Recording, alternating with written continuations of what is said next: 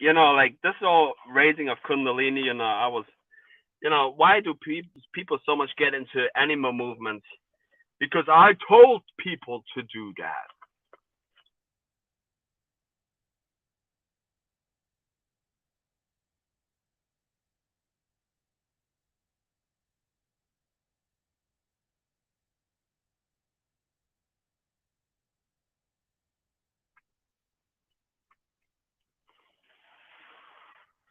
Oh, there's going on a live stream on Zen Atman's channel. Go stop this video. Go to Zen Atman's channel. Watch this live stream. Or maybe watch my live stream as a celebration to Zen. So I can tell you, like correct. Not many people have opened up their throat chakra to the degree that I have. Because it doesn't matter what type of degree you have in society.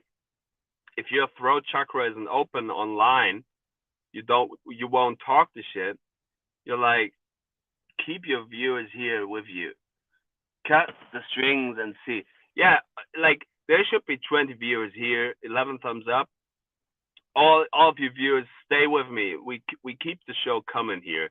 Like this is a massive thing. Like 10 people in the room.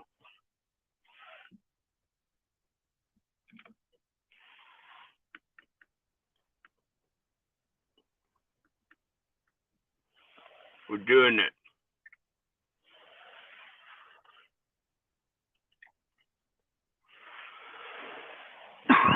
Oh, Jesus fucking Christ. Our people, like, see, this is what chaos magic is. This is what chaos magic is at its finest. This is what melatonin magic is. Imagination.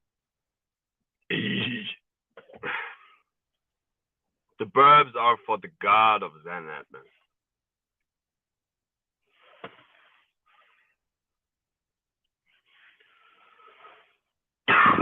Ah, fuck it. I go out into the news and I'm going to smash something else there. Beyond urine therapy. Melissa T rocks. You rock. Everybody rocks. I'm the rock. So stay here. Oh, but it seems decreasing. But am I strong enough to withstand that? Yes, I am.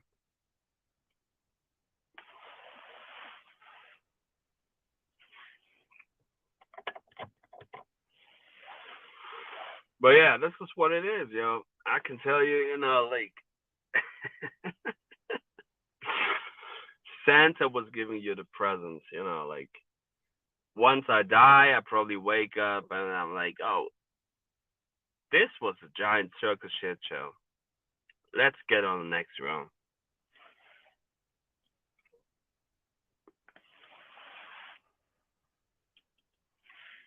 And as long as I can lift you up, 12:30 a.m. QG love you. Zen 12:30 a.m. Yeah, actor you will be surely 12:31 amnesiac actor misery. Oh, bone shapy Christmas then. Cheers then, gentlemen's JD cups upshots on the around the house. Whoops.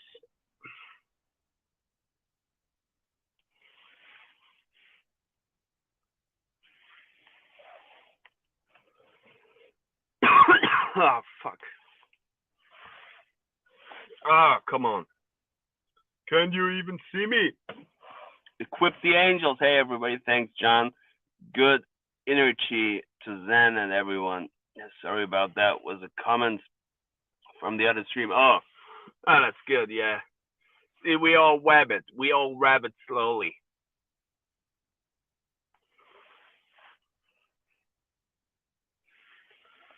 And I'm not afraid of losing my power. Like that's because that's not what energy is. Energy is ever bouncing. Where you at now, John? Yo, Johan, I'm in Hamburg City, Germany, Wellingsbüttel, near my dad's house in my van, celebrating Christmas Eve. It was a cool, so cool. Zen's confessions of violating women a couple of weeks ago helped me so much. Ah,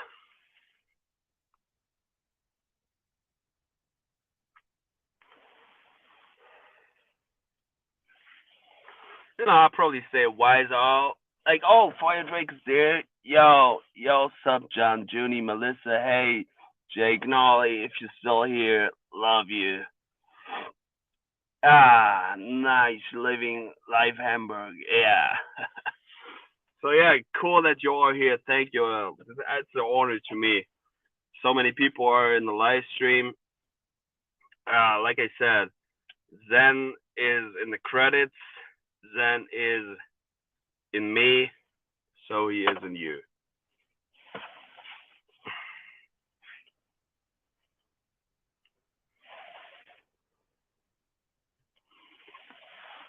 Yo, so what can we say? What can we do? Don't be afraid of the gatekeepers. Get yourself a YouTube channel. Put a. That's also what Zen said. Put a freaking picture of yourself in the YouTube and show yourself to the world. Open up your mouth. Like nothing bad will happen. But probably, like not many people's voice is cultivated enough to understand the gnosis of John.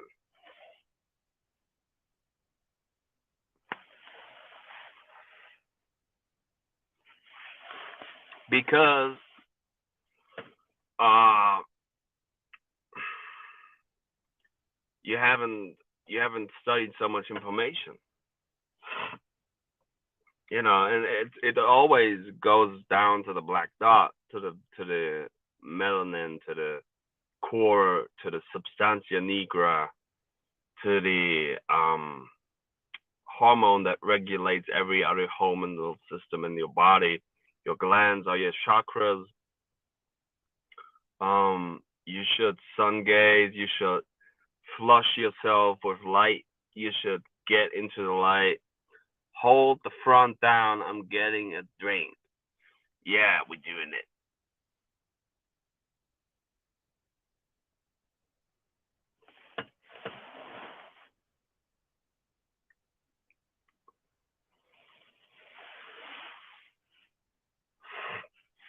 Oh, come on. You think you're cool, John? You're a fucking weirdo. Don't take yourself so serious. Like, be the Joker. Suicide Squad, that's what we probably are. You be like, oh fuck, we have to connect ourselves to the anti-heroes because we don't know how to save this whole place up. Frederick, is her name, brother, reach the lost my contact. Reach me, lost my contact. Yeah.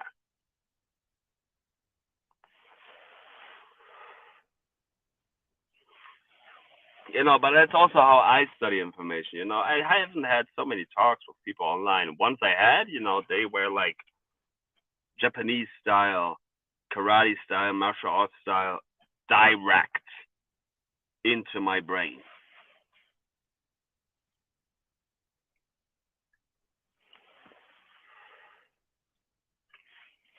What the melanin is. Oh gosh. Okay. You don't know what I'm doing here on YouTube. I'm building God's army up.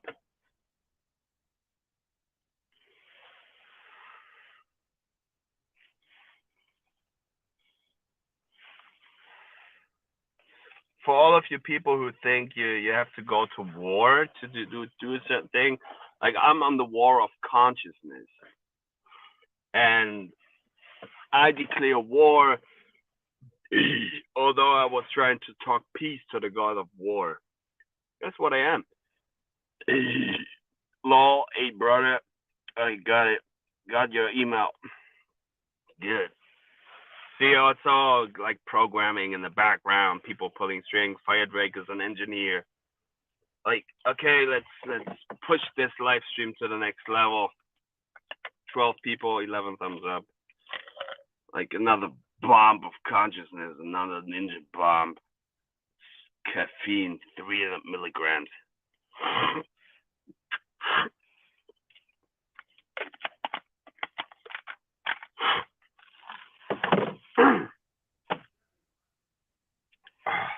Swallow it, light it up, and talk. So, my voice is my weapon. And once your spirit and once your avatar has reached a certain amount of knowledge, this is unstoppable. Yeah, I have the biggest balls here.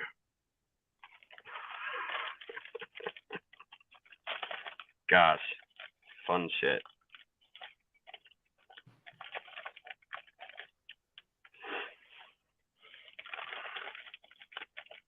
Yeah, but anyways, keep it humble, keep it down, Okay, we really figure this shit out. We really, like, I was on a fucking radio show talking about urine therapy, and these guys were making fun of me. Well, you can do that. I don't care. But in the end, research the information. Hey, y'all, how did Zen die? Why are you caffeining, brother? Master of Light? Oh, come on. Because I'm on the war of consciousness, bro. I'm on the war of myself against myself. Keep me going. That's my type of alchemy. Doesn't mean that it has to be your type of alchemy, but we all drop certain things because we think, oh, that's what we need to do. Is it only to stay in the light? Is it only to be in the darkness? That's just my type of release, that's just my type of consciousness. That's just my type of a being. Is it suitable for you? I don't know. Is it working for you? I don't know. Is it helpful to you? I don't know. But I do it anyways. Why? Getting ready to go crazy on my heavy bag. Oh, yeah, me also. Yeah. Equip the angels. And sometimes I'm like, okay, is this all that I can do with my mind? Is this all I can, is this the greatest thing that I could do? Isn't my voice more capable of doing greater things? Yeah.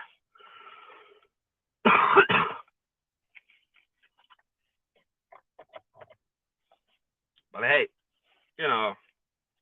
I just put spells differently out there, and suddenly more people show up because I'm calling names.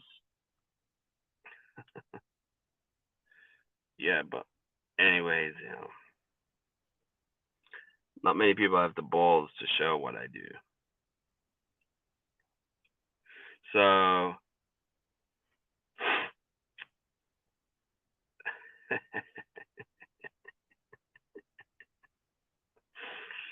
gosh. Okay. It's about the neuropathic brain waves. How did he die? Hey, Master of Light, you are in New Orleans, right? So you should better know than me. I don't know, like it's all me, in the end, skull and bones. Just find out about Zen. Sucks. Yo, in the end, it's all me, it's all you, it's all nothing, it's all like it's a representation. I do that for myself, but I try to find a way to live which is less harmful and more educational. That's a great thing to do. And I know I have a lot of darkness, but fuck it. I do it because as more darkness you have, as more light you can produce. I got in a fight. I'll fight anyone for the Zen man, knowing it's all reflections. Yeah. What's going on? And, I even see people from the Supreme group here mirrored to me, Moritz Henke, Henrik Flass, the owl. You do it. Flip tricks, BVA, Leave Dog, Verb T. The owl headquarter, Wandsbeker C 113. You're doing it. Sabrina, Magic, Madness.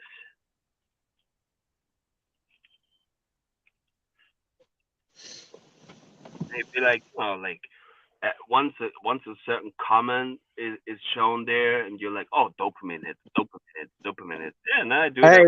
hey, Jen. Hey, Jen. How you doing? Ingestions with my intakens, with my drug abusements. 13 thumbs up. What the hell?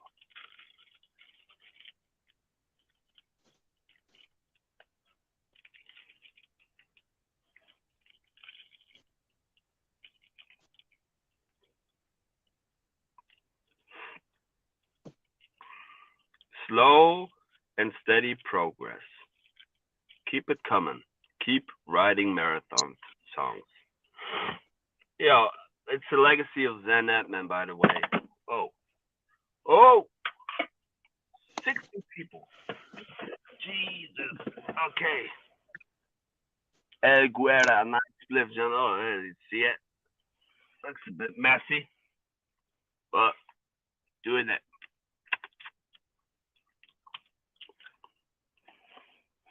Hey, on Steve's skull, much love, brothers.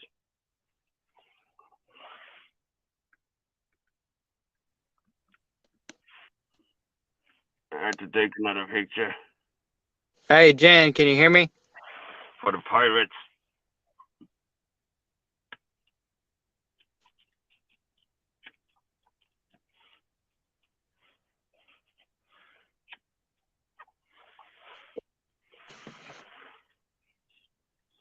My mother is, by the way, in the place sailing right now where they were filming Pirates of the Caribbean.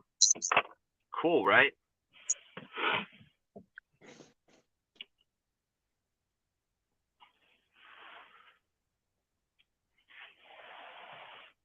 Would love to know what happened. Hey, bro, many of us with you in that. What's groovy? Everybody love you, Zen. Yeah. Yeah, good to see you. 16 people. What the fuck, yo?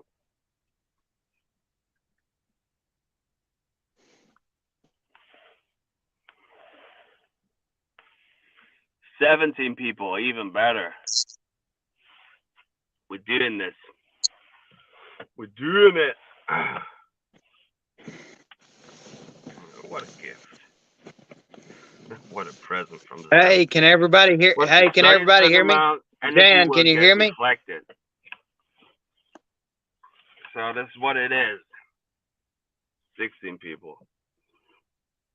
Zen here for sure.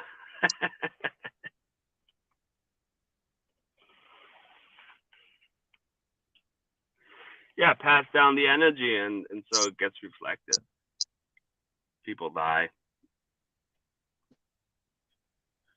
Zen is Well, yeah, they tiny do. times. Oh. Nice to see you all here. I still can't believe this. I was fighting for him a long time for that lifetime, for that timeline. 1,000 timelines.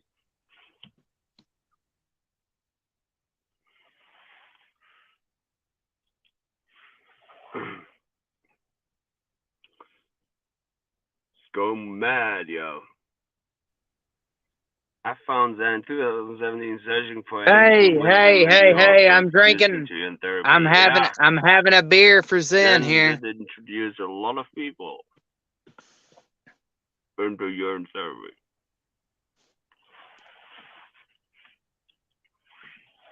Now let's take it to the next level and be like, okay, we do it to advanced alchemy. 19 people.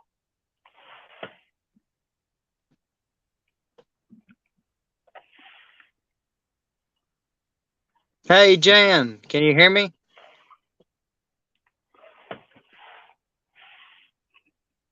We have to be sure we have all these videos. Can you make any private videos public so we can download everything? It's already in your fucking brain. But do that anyways, like put the library out there.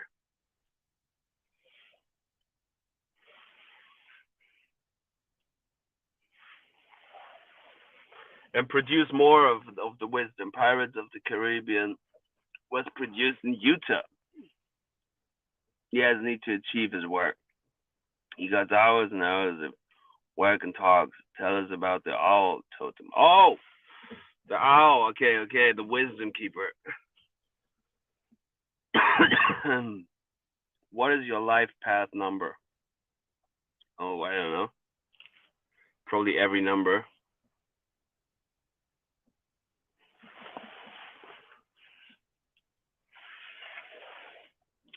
But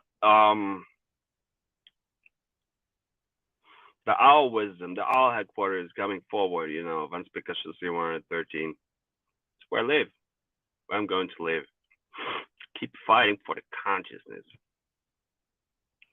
But also, it's all stupid, like. Hey, Well, what? hey. That's what Zen would say. Jan. Gosh. Okay.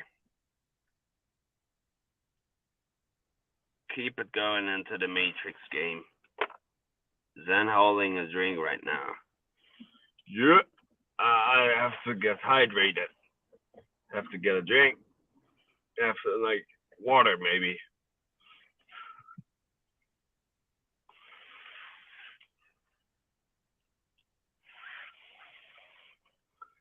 Some people write songs, some people rap, some people do hip hop.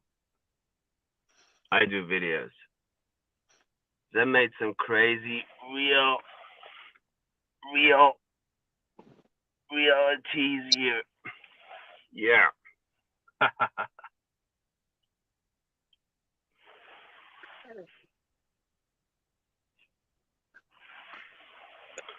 I can mess around with your reality. What's going on, man? Would I do it? What you been up to? I'm trying to make your reality better. Study Falun Dafa. You're trying to make my reality better? My reality's already better. My reality. With the values of the universe, truthfulness, compassion, and tolerance. Empath problems, too sensitive to others people's energy, but also feeling the pain of your absence. Then better crawl back out of the gutter. He blacked out in pranks getting old. Hey, what are you doing?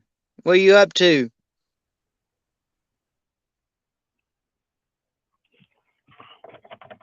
Was Zen's death mentioned on obituary or on the news?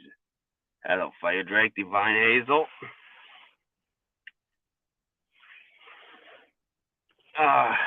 Is there Discord server or anything we can join, or is this the new meeting space? Meeting space, yeah, meeting space.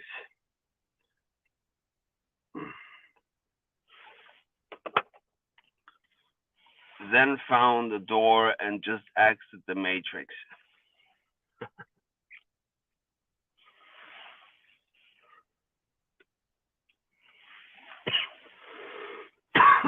Oh.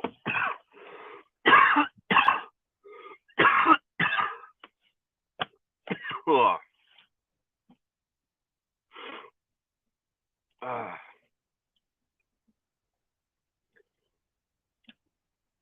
Mhm.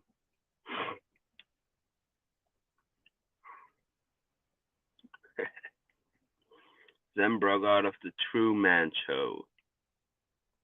Yeah. So do I. Zen is me. I'm you.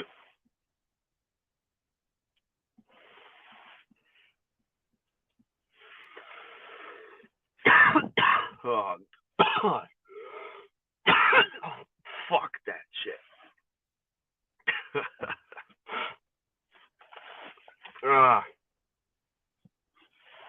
I never had his real name to look him up.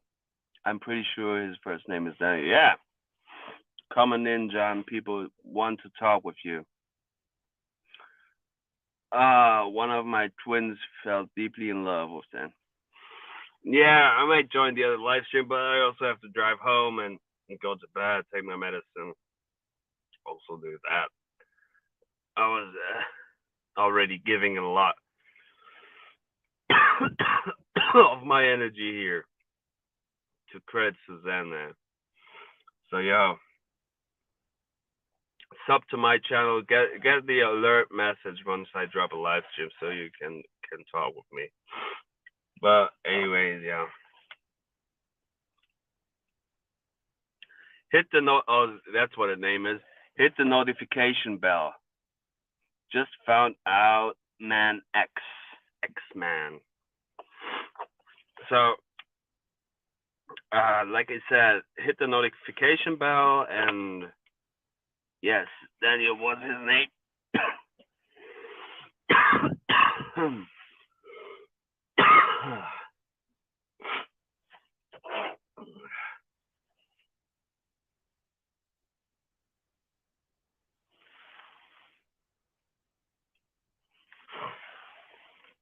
Yeah. So, thank you for being here with me. We smoked this to the end, but I also feel I gotta take my medicine and go to bed. Mate, what was it sitting there waiting for Zen to come through that door? Hey, miss you, such a giving spirit. Wasn't natural because I gotta ask you, man. Yo, and in the end, I'm like, hey, that's cool, yo. It's cool what we figured out.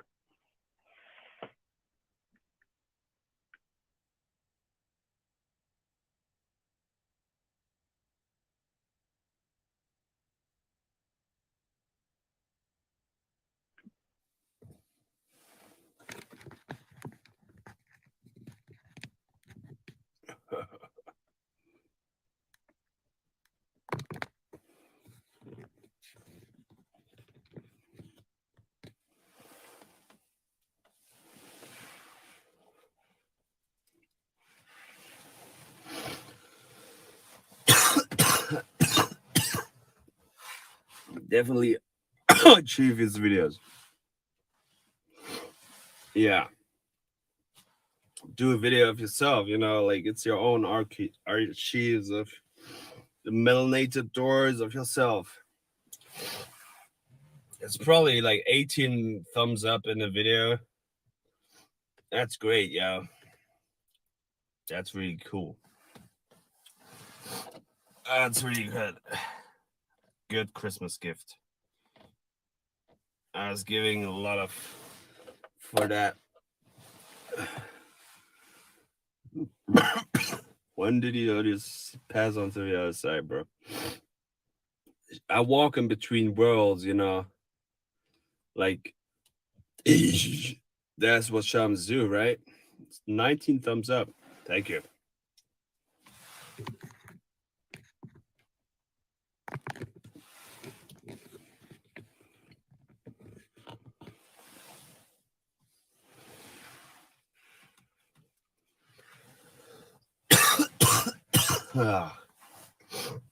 That's cool.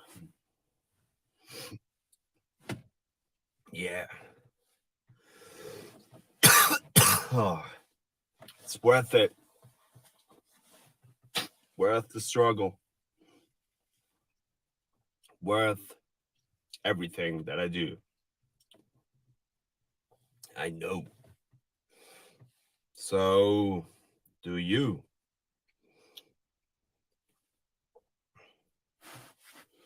So thank you. Don't get sick from grandma.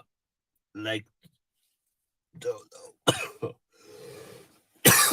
It's true.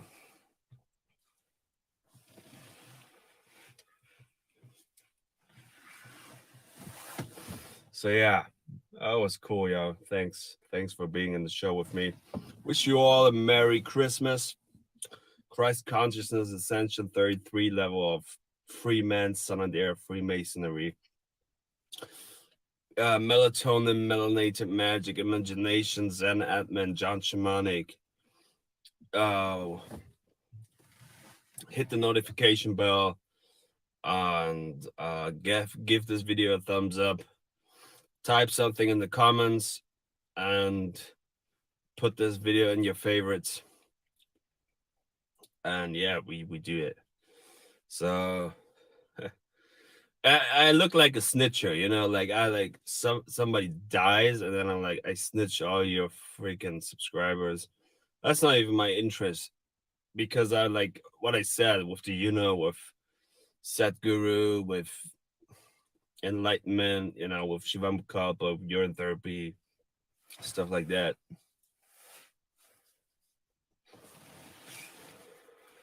Falun Gong. You know, a fact is urine therapy saves a lot of water. But once you figure out, you know, like, okay, we don't need as much water. Water is around us. It becomes more of a spiritual thing, so to say.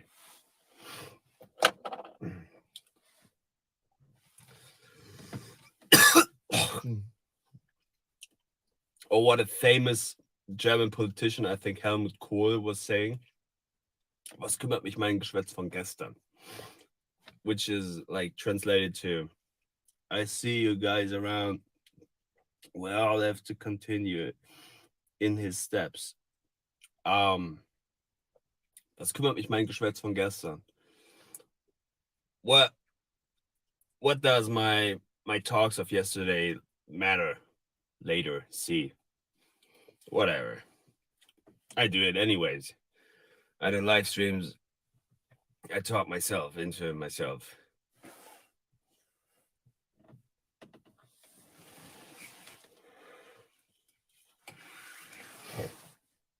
Oh gosh, I'm sweating. And I'm feeling good. Yeah. So thank you for being here with me on the show. That was great, definitely.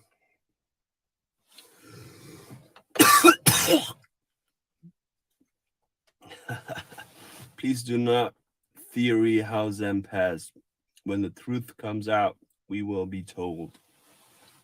Good closing words.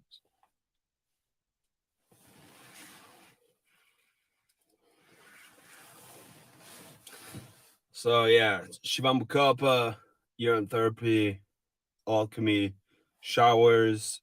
Yeah, take some showers, look fresh in the mirror. And be awesome, talk weird shit. Check out Zen Atman, check out John Shamanic. And we keep doing it.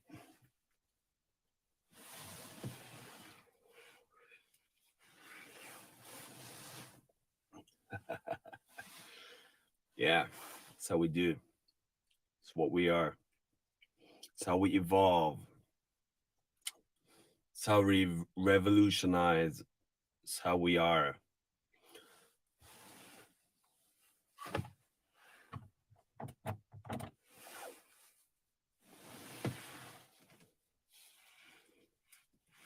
So yeah, keep rocking it.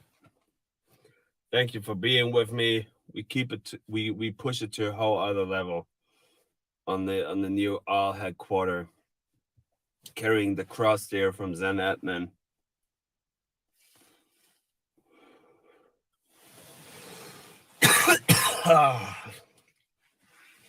I'm good. All right. Keep doing it. Stay groovy. So thank you for being in the show with me. I think we love it, and it's good. What a representation to my brain, yo.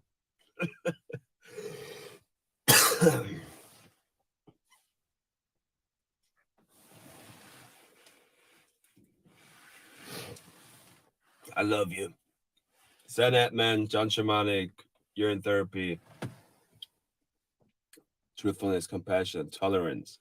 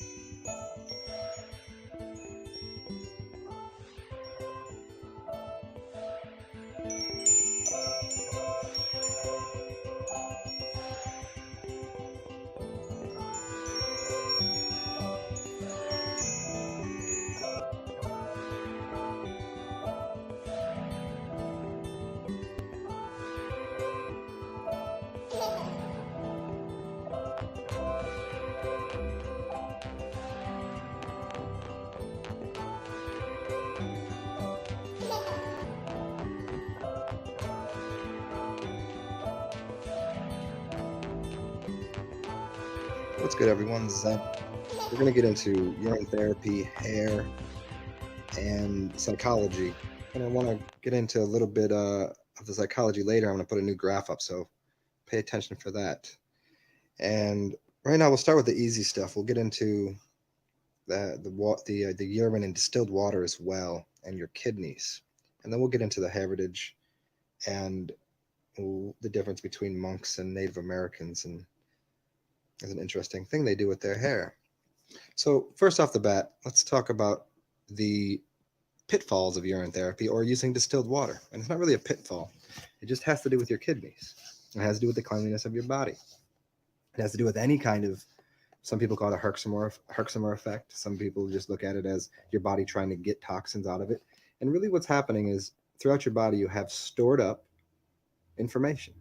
You can call it fat, you can call it cancer, you can call it tumors, you can call it gunk, you can call it whatever you like, but your body is stored up, and it's basically food and information that has been jammed into your body in different locations that become excess. You can call it toxin if you like. It doesn't really matter the word. It's just your body is a fluid and electrical system that needs to have open pathways and not be dammed up. And so your kidneys are dammed up. And when you start to clean a body, when you start to put, if you have a dirty river, if you have dirty pipes, and you flush clean water through it, it could clog up even worse, because as it starts to remove the buildup on the pipes, or starts to move the dirt in the very muddy river, it's going to move it downstream, and it might build up in a spot.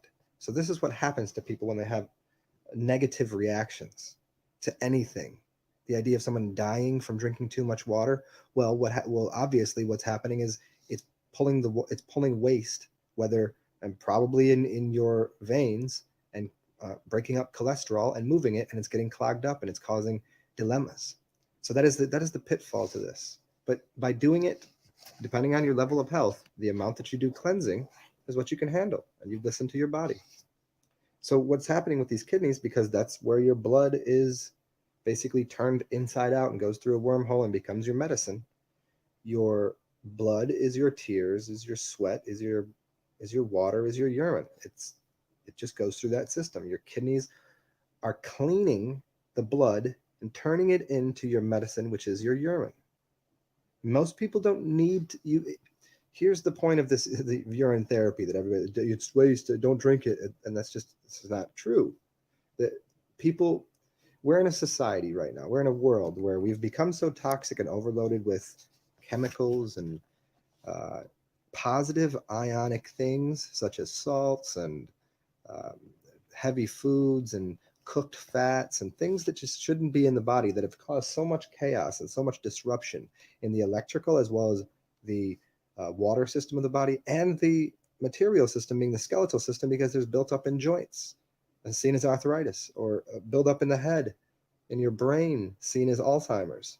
There's clogs that are happening all over the body. Now, when you start pushing these things out, the idea of the urine being used is speeding up the process.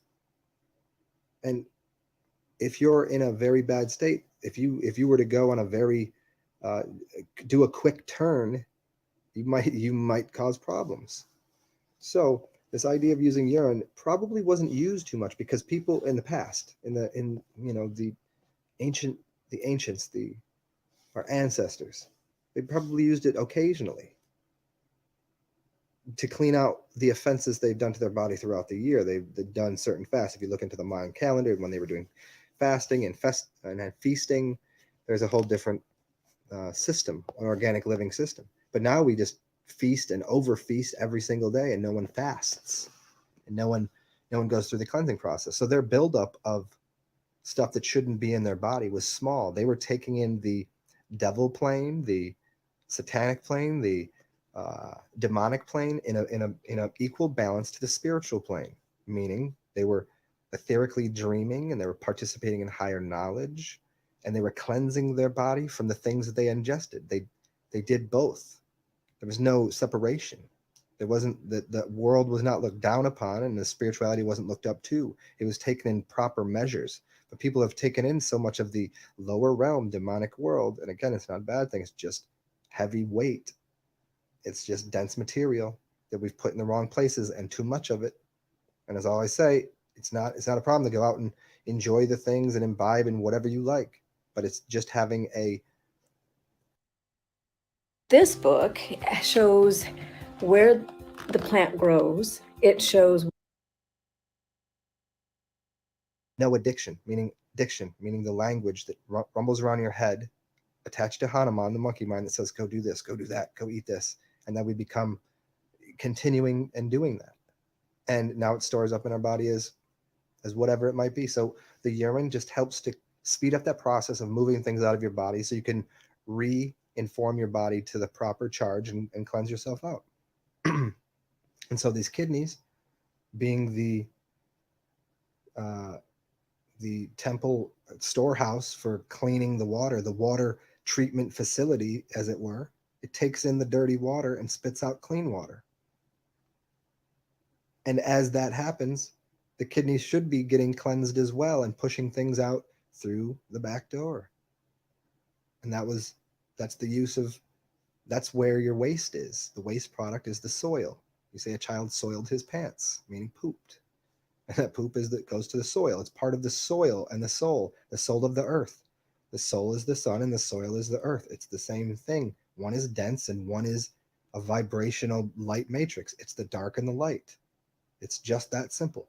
And it's putting it in your body in the proper measures. But we've overloaded it with dark magic, with dark energy, with dark material, matter, and now it's loaded in our kidneys. And what does it become when it goes into your liver and gallbladder even? And because that's another station for giving you life and cleansing, it becomes bile, and it becomes black. The black bile, the black bowel. So bile is considered black until you clean it, until you clean out your system. So we have to just think of how we clean the kidneys out in a proper way by changing our diet over to liquid. Liquids are the way to go. And speed up processes with distilled water. And once again, here's a little side note on the distilled water problems. People immediately that you'll say, oh, drink distilled water. And people will go and research on the internet. And the first page, the first thing says early death comes of distilled water because it's leaching minerals out of the body. And that is true. It's leaching the bad minerals. It's leaching the inorganics out of your body. If you look out in nature, you'll see distilled water on plants, on trees, sitting there. And that's organic, right? Just like your body, just like what's going on in your body. Is it eating the plant away? Absolutely not. It's not eating. If water was eating things away, plant life wouldn't exist. You wouldn't see trees because it would eat away at it and it would just all fall to the ground, just like your body. But it doesn't. It collects the inorganics and moves it downstream. It collects those things. It solves that problem. It brings, as it's hydrogen and oxygen, it brings oxygen, which oxidizes. It's basically rusting, and oxidizing is good when you have material in your body that you shouldn't have. So that high iron rich blood, your blood shouldn't have that iron in it. You have to get out of the iron age. You rust the iron and move it out of your body, because if you tried to move the big pieces of iron out of your body as a whole unit, you would have a lot of major problems. It couldn't happen, but we've put so much of it in our body, unbeknownst to most people. And then this goes into like, oh, all of these people within these corporations are all evil and demonic. No, they just don't know any better. The people at the highest level, we'll put this in here. And then as the information gets out, well, you've got giant conglomerates, which are egregors, that are they're running with the wheels off. And the people that are part of the organization, the ones that know, they don't want to lose their paycheck. And the ones that don't know, which is the most of them, they're just going along with the system. But as soon as enough people become aware that the inorganics that they're putting into the foods and things, once that becomes more aware, and this is the information we put out there, people aren't really mad. The system is what's being displayed here. And this goes back into the psychology thing. And we're going to do the psychology thing real quick here on a couple levels. And then we'll get into the hair thing. But what's occurring is the programming. These people, remember the movie Tron, and he made the system, right? Jeff Bridges, JB, made the system and then dipped into the system. But then the system was mad at him, right? That was like he was the outcast. So in the same way, these systems are running and programming people's minds, and they're running these programs out of their mouths through their brains because they're just overrun by the system. The system can be corrected and changed. It doesn't have a consciousness. The system itself can be adjusted, and you adjust it by, and they talk about the 100th monkey, and they talk about that tipping point. And the tipping point is enough people being aware of what's going on, because the system does, just like a rock, just like I've explained this in other videos. You can take a rock and you can build a temple, or you can take a rock and you can drop it on someone's chest and kill them. That rock is happy to do both. And that rock is, the consciousness of a rock is a rock. Ready to start eating healthier? Meet Kachava. Kachava is the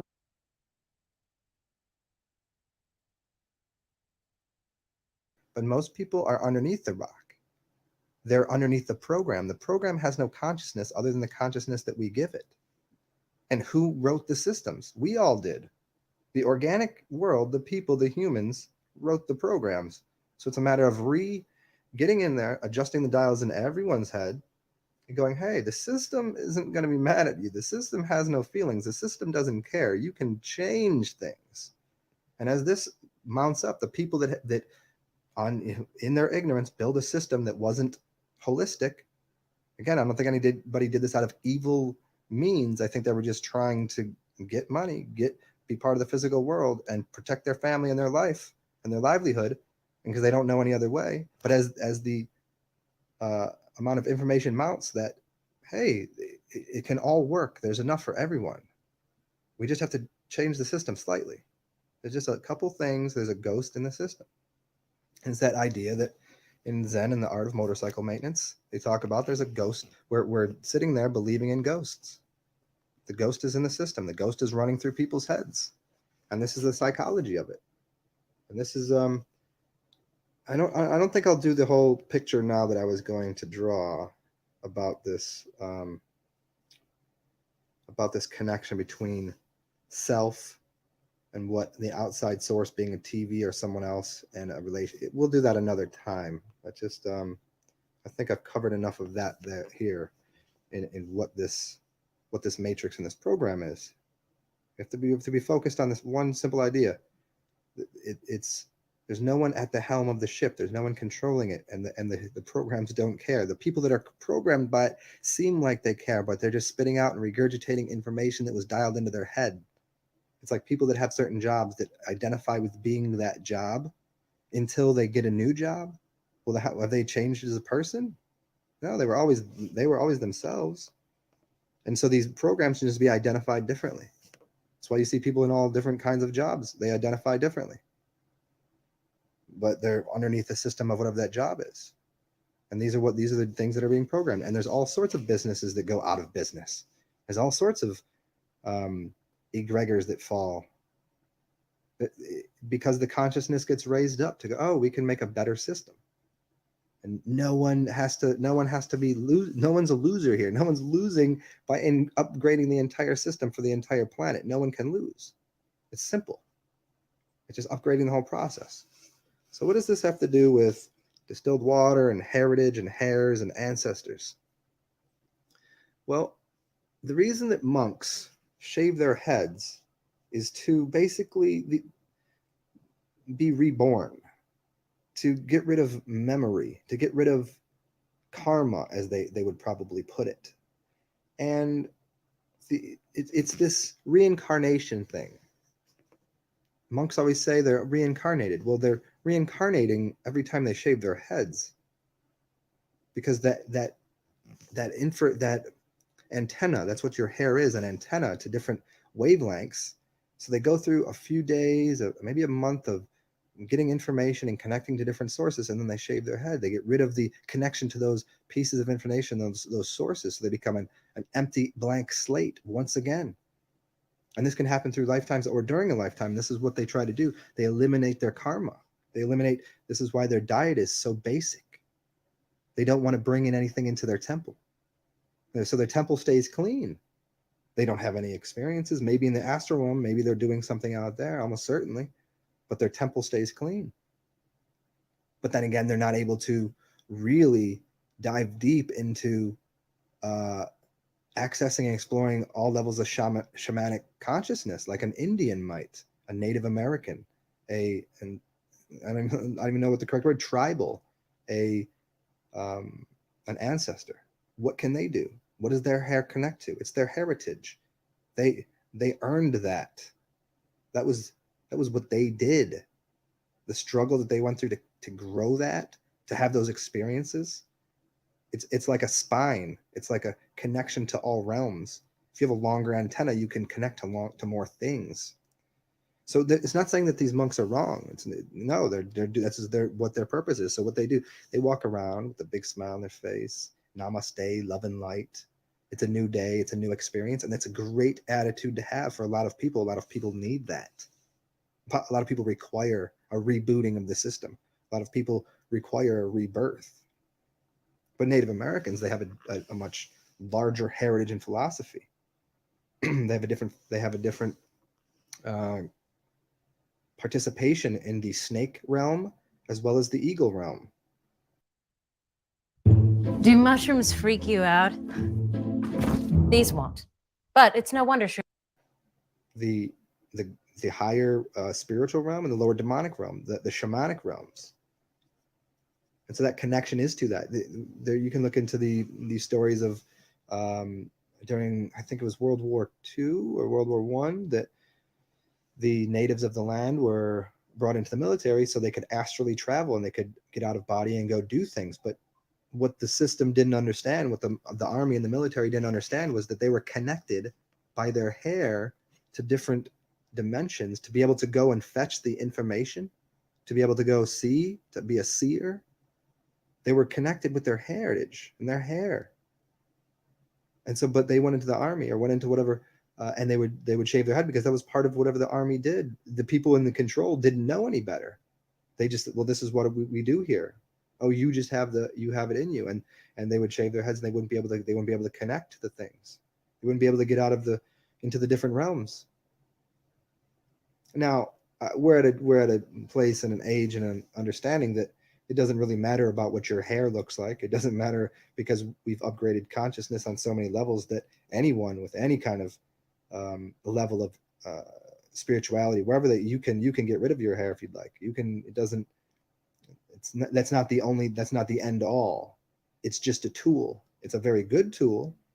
It's a very important tool for some people, but for others, they can have a very spiritual life. It's like talking about people that eat meat or that live in the desert or live in the cold weather. Like, it doesn't take away from their spirituality or what they're capable of, or it doesn't make them anything different.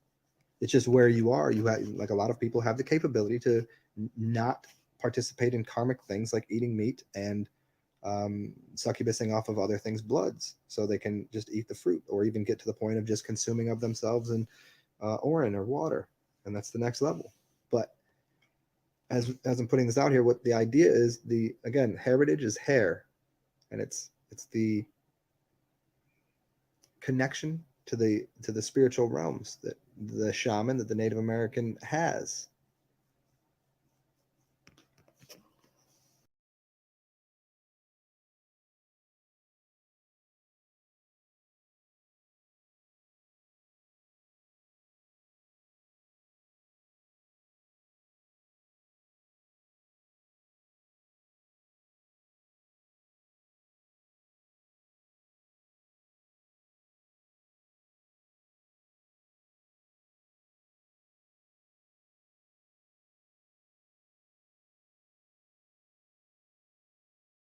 Surely, I hear you on that. When you sun gaze, that happens to me, and then you look out and you can see black afterwards.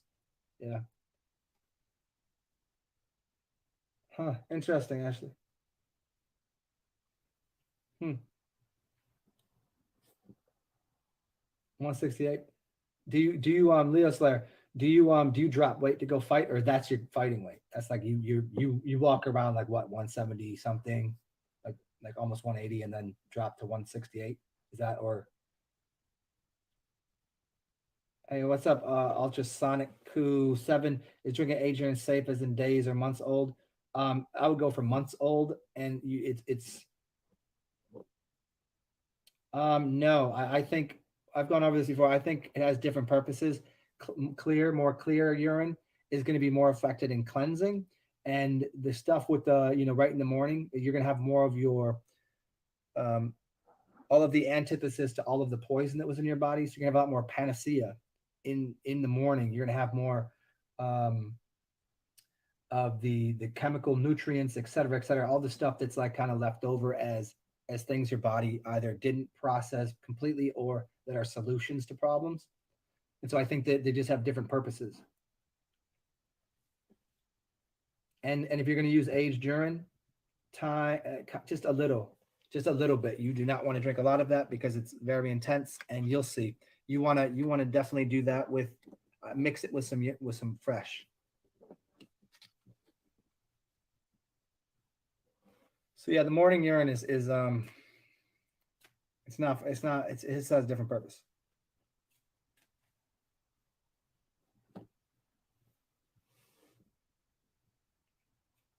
No, at first because what you're doing to begin with is you're energizing your pineal, so you might be projecting your pineal gland. Because at first, really, even before that, what's happening is you're seeing an after image. We've talked about this before. You could take a white paper, take a white piece of paper, get a thick black marker, and draw a plus on it, and then just stare at the middle of the plus. Make it pretty big. Stare at it for maybe 60 seconds, and then go ahead and look at a white wall, and you'll be able to project it up on the wall. The opposite thing is happening with the sun. You're looking at something that's white, and then you'll be able to project black. So you'll see a very different thing going on there. But I think what's really happening at the deeper level of that is you're charging your pineal gland to be able to project that sonoluminescence, that sound energy that is then kind of vibrating your pineal to become color.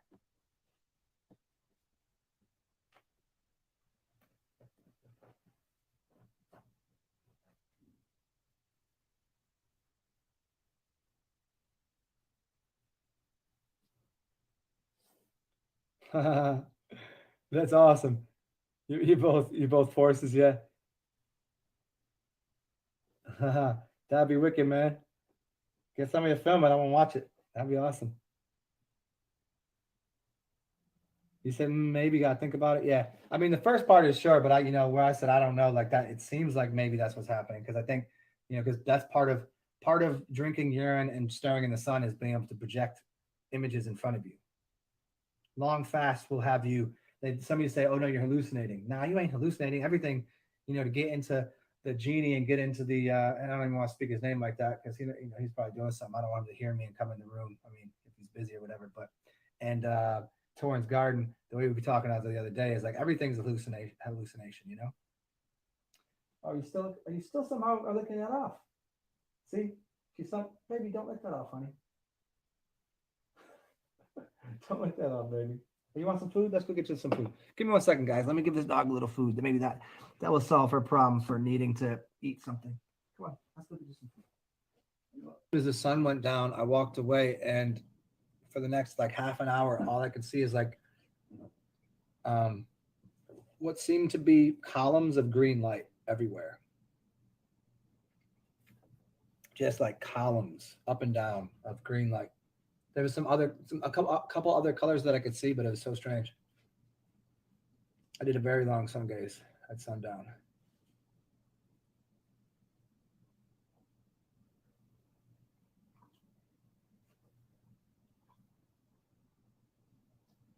The work I'm getting done in the past week is like would have taken me months, I feel like.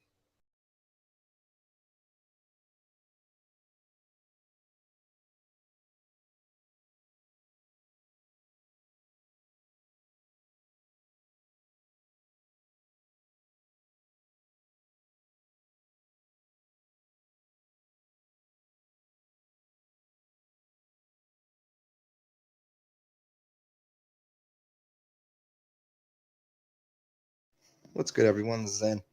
We're going to get into urine therapy, hair, and psychology. And I want to get into a little bit of the psychology later. I'm going to put a new graph up, so pay attention for that.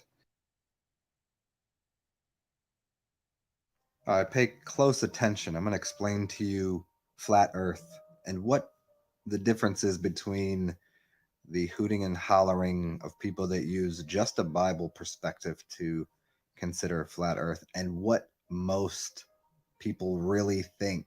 I'm going to give you the physical perspective. I'm going to give you the meta perspective. I'm going to give you the allegory of what all the stories have been telling you. I'm going to give it to you. It's from so many different directions. I'm going to tell you actually what's going on through the densities and the vibrations, what getting out of body is. I'm going to do a lot of things here. So here, listen, it works like this. God is a scientist that is you, who placed you on a flat plane inside a realm of the larger cosmos, which is also inside of you. It's a redundant system. It's holographic. There's a microcosm and a macrocosm.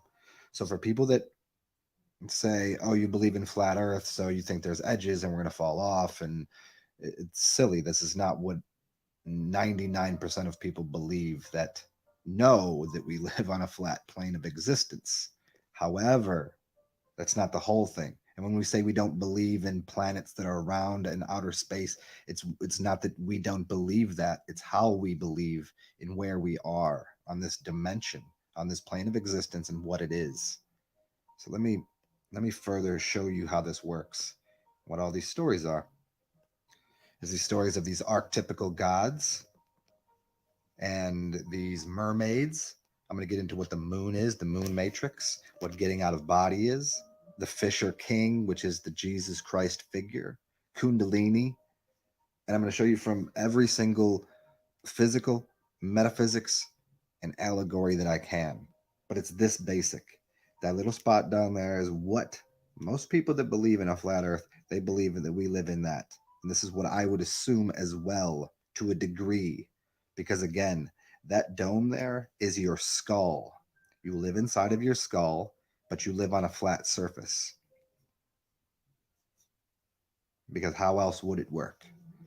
But it's not saying that above that. And if we get a little farther into the allegory of who the Jesus Christ figure is, which is Kundalini, which is the fish god, which is the fisher of men, or the Fisher King, lives above the waters. Even the people that use the Bible for to regurgitate what it says in there because they have a belief system in the Bible as infallible, the story is correct to a degree because because what the Bible is, as I've explained before, is a grimoire. It's a story that was written that people follow. And because they're using it as a playbook, as a grimoire, of course, a lot of it will come true because a lot of it is based in actual fact. But it's also esoteric, meaning that it's inside of the human body, that it's all based upon the human body. We're not going to get into all that here. I've explained that plenty of times. But if we live inside of this dome-shaped structure, and we could be underneath the sea, and it could be a larger reality, and this is how the construct works, and this is what getting out of body is. Let me show you where we live, because I explained this to you before, and we're going to do it again from this level. There we go.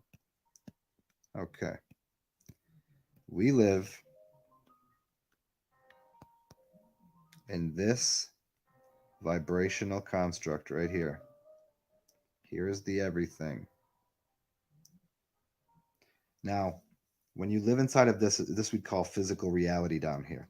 When you get out of body and you have that, what people call a silver cord, you go here. And now here's your soul body. Because where's the soul? The soul is the sun. Here's the Fisher King. Here's you, the larger God type second self structure. But getting up there, and this is just the same as Kundalini, and this is what the etheric substance is around things when you get out of body, and how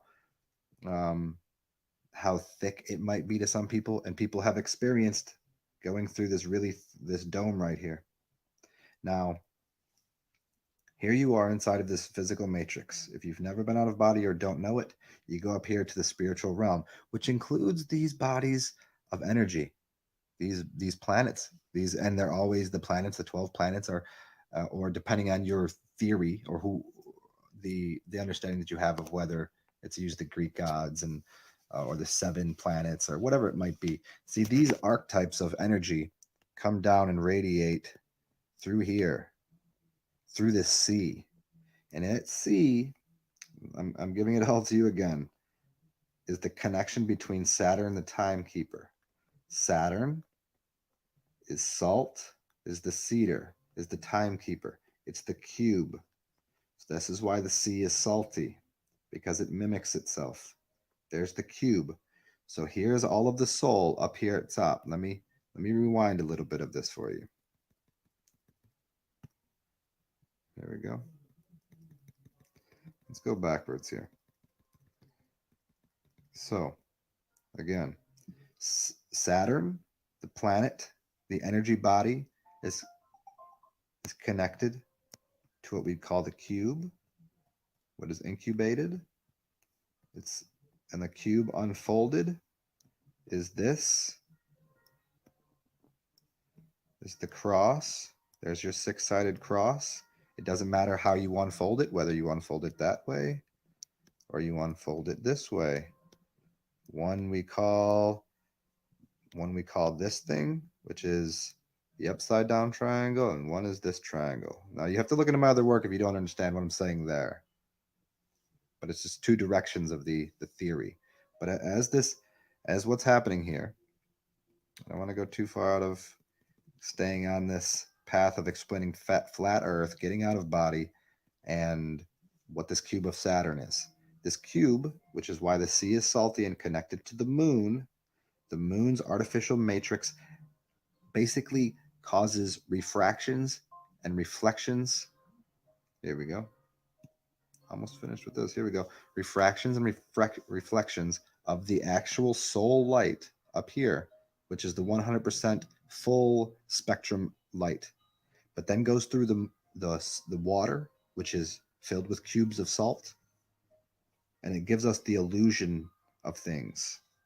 So when we have this idea of what the moon is and getting out of body, and all of the different what you'd call them monsters, moon stars.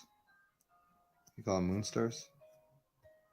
So whenever we see these things that are certain energy centers or energy systems out of body, we're actually seeing these archetypes through these cubes of salt. Now, we have these in our consciousness too because we consume salt. And this is the connection to the moon and incubating inside of us as well as outside of us. Now, here we go. Now we go to sleep and our body goes up here outside of this. This is our body right here. Here's our body. We're laying down. And now we're able to get out of here. But as you're going outside of it, you run into what you consider the larger construct of what the moon is, and the larger construct of what the dome of Earth is. The dome of Earth is the dome of your skull. It holds in your belief system. It divides the waters, the clean water that should be in your head. And as you're trying to get out of body, you run across all these wonderful things like these mermaids that try to keep you trapped because they're maids of the myrrh. And the myrrh is the water.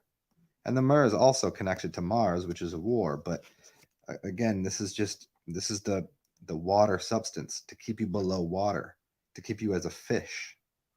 But and this is the story. It's not some guy, Jesus Christ figure connected to God. He's an archetype. He's an archon, but just every religion has that same exact archon in their religious material. But it's allegory for an esoteric understanding of what's happening in your body. And this is why I say it's happening in your body as well as outside of your body. This is what's going on outside of your body, but inside of your body, you're full of salt as well. And you're full of clean water. You're full of your pineal gland being the sunshine and the light, and the pituitary gland being the moonlight. You're full of those energy systems inside of your body. Some of them are charged and some of them are not. And as these systems come through this light, these ones here, as the 12 apostles, the 12 around the one, which is the sun, and the 12 energy systems, which are imbued into you as the zodiac, different harmonics can reach you in this dome that we live inside of. which is also the dome of your head. It's a macrocosm, microcosm. What's inside of you, this is your head. There's the plane that you live on. And then when you get out of body, you enter the larger body, which is out here. So this, you have your soul, which is connected to the soil of earth, which is connected to the larger soul.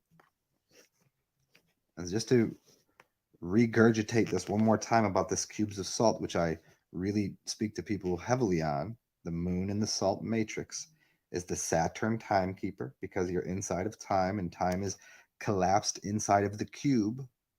So you've been incubated, just as anything is, inside of what the moon does. And what, again, what salt does is it surrounds something, just like a pickle. If you put a pickle and a cucumber in salty water, it surrounds that and it keeps it in a homeostasis. It's not quite living, it's not quite dead.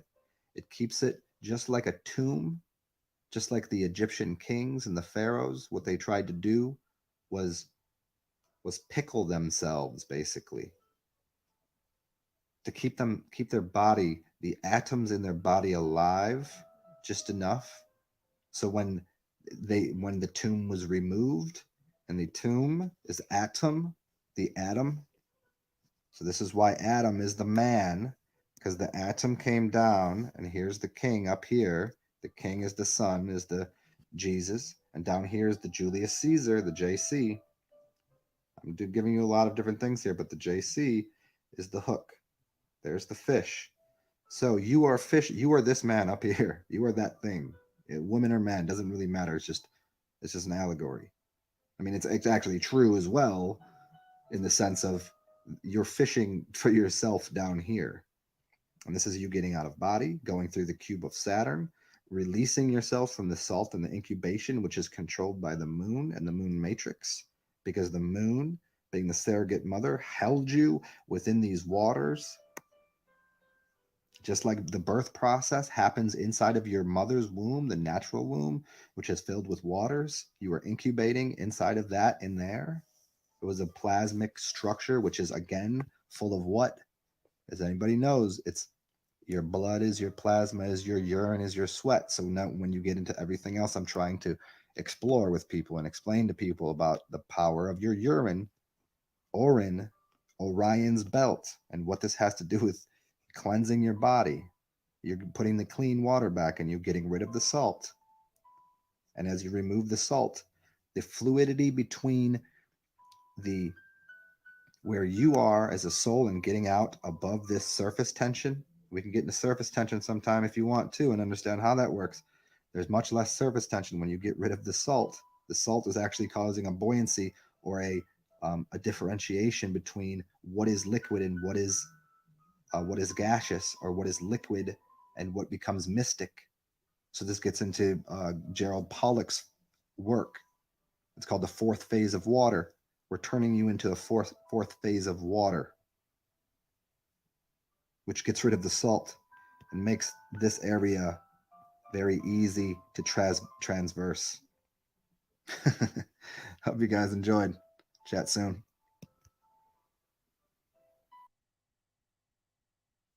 What's going on, everybody? You guys must have some good karma coming your way, because I'm here releasing all of this information that is so far ahead of the game. So for the 500 of you or so that are subscribed, that are coming here, wow, here's some good stuff for everybody. Let me break down how the brain works, how learning occurs, memories. We're even going to get into this. I try to take the questions everyone has, and instead of just answering one of them, I bind them all together, and then I give you the theory and the practice of it. And this is kind of a primer on how to reorganize, rewire your brain. And it's more than that. It's rebooting. It's cleansing and taking out operating systems. It's taking out, it's leaving your mainframe as your body and as your mind, because you're not going to change that. But we're getting rid of all of the operating system and the software that is on your brain, so you can understand that how it's really supposed to work. And if anyone's followed along from the beginning, these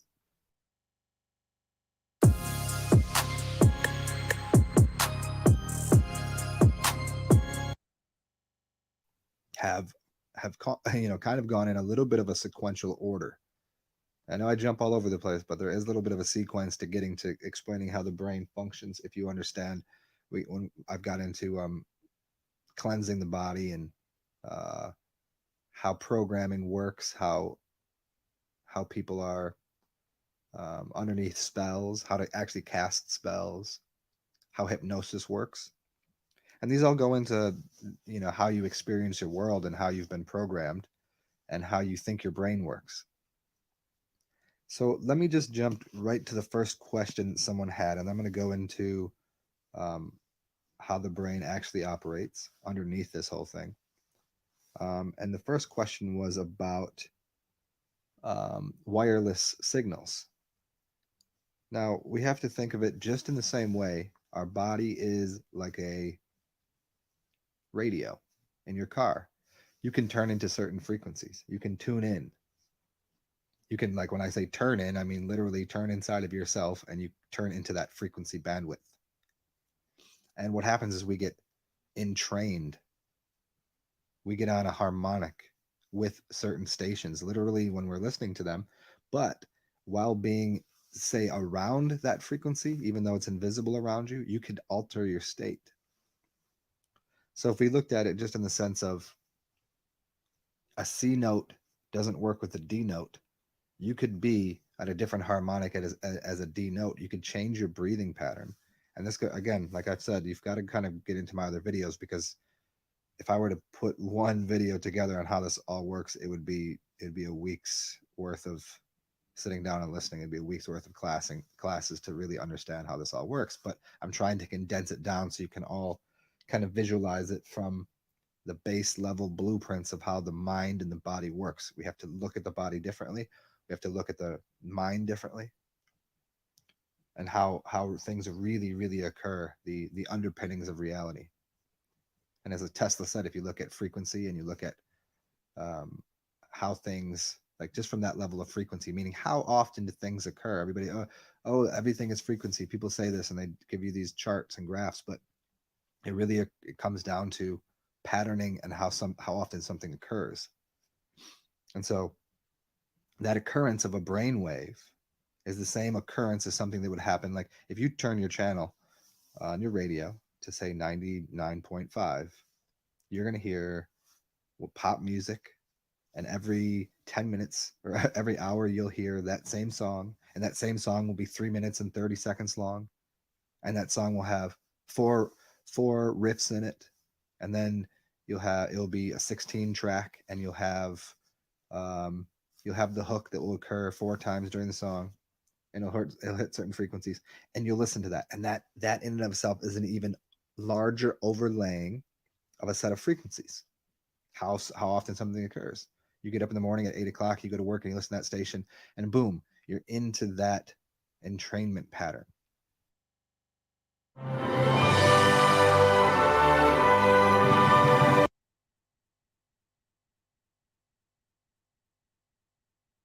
Micro level on just what's going on right now for you, where you are, pattern. And so now if we look at this on a micro level, on just what's going on right now for you, where you are, what's your entrainment, what is happening for you, what's your surroundings, what's beyond listening to me, what else would you be doing?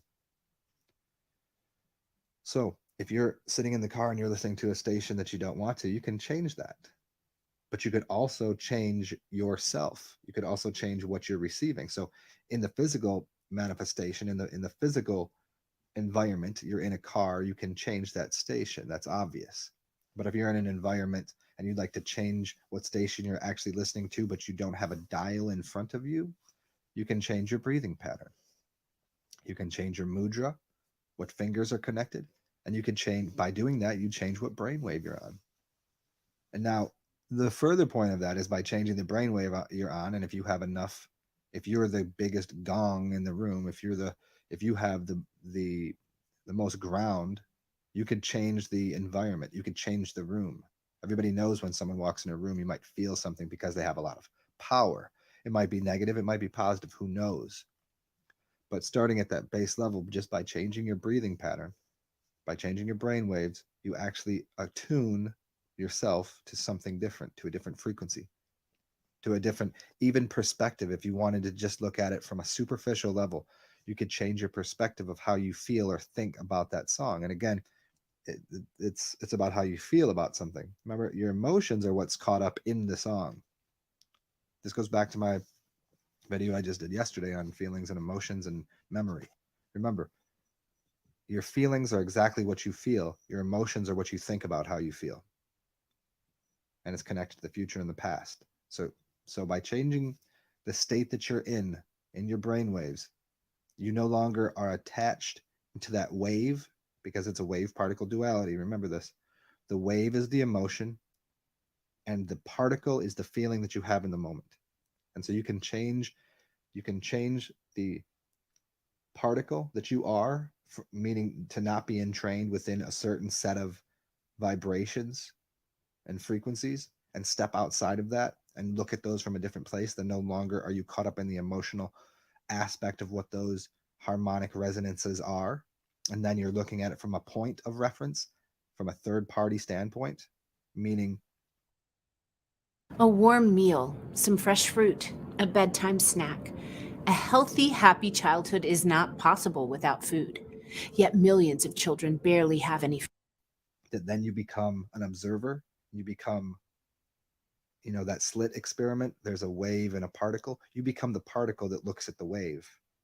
And that particle is the feeling of the thing, and the feeling, and the wave is the emotion.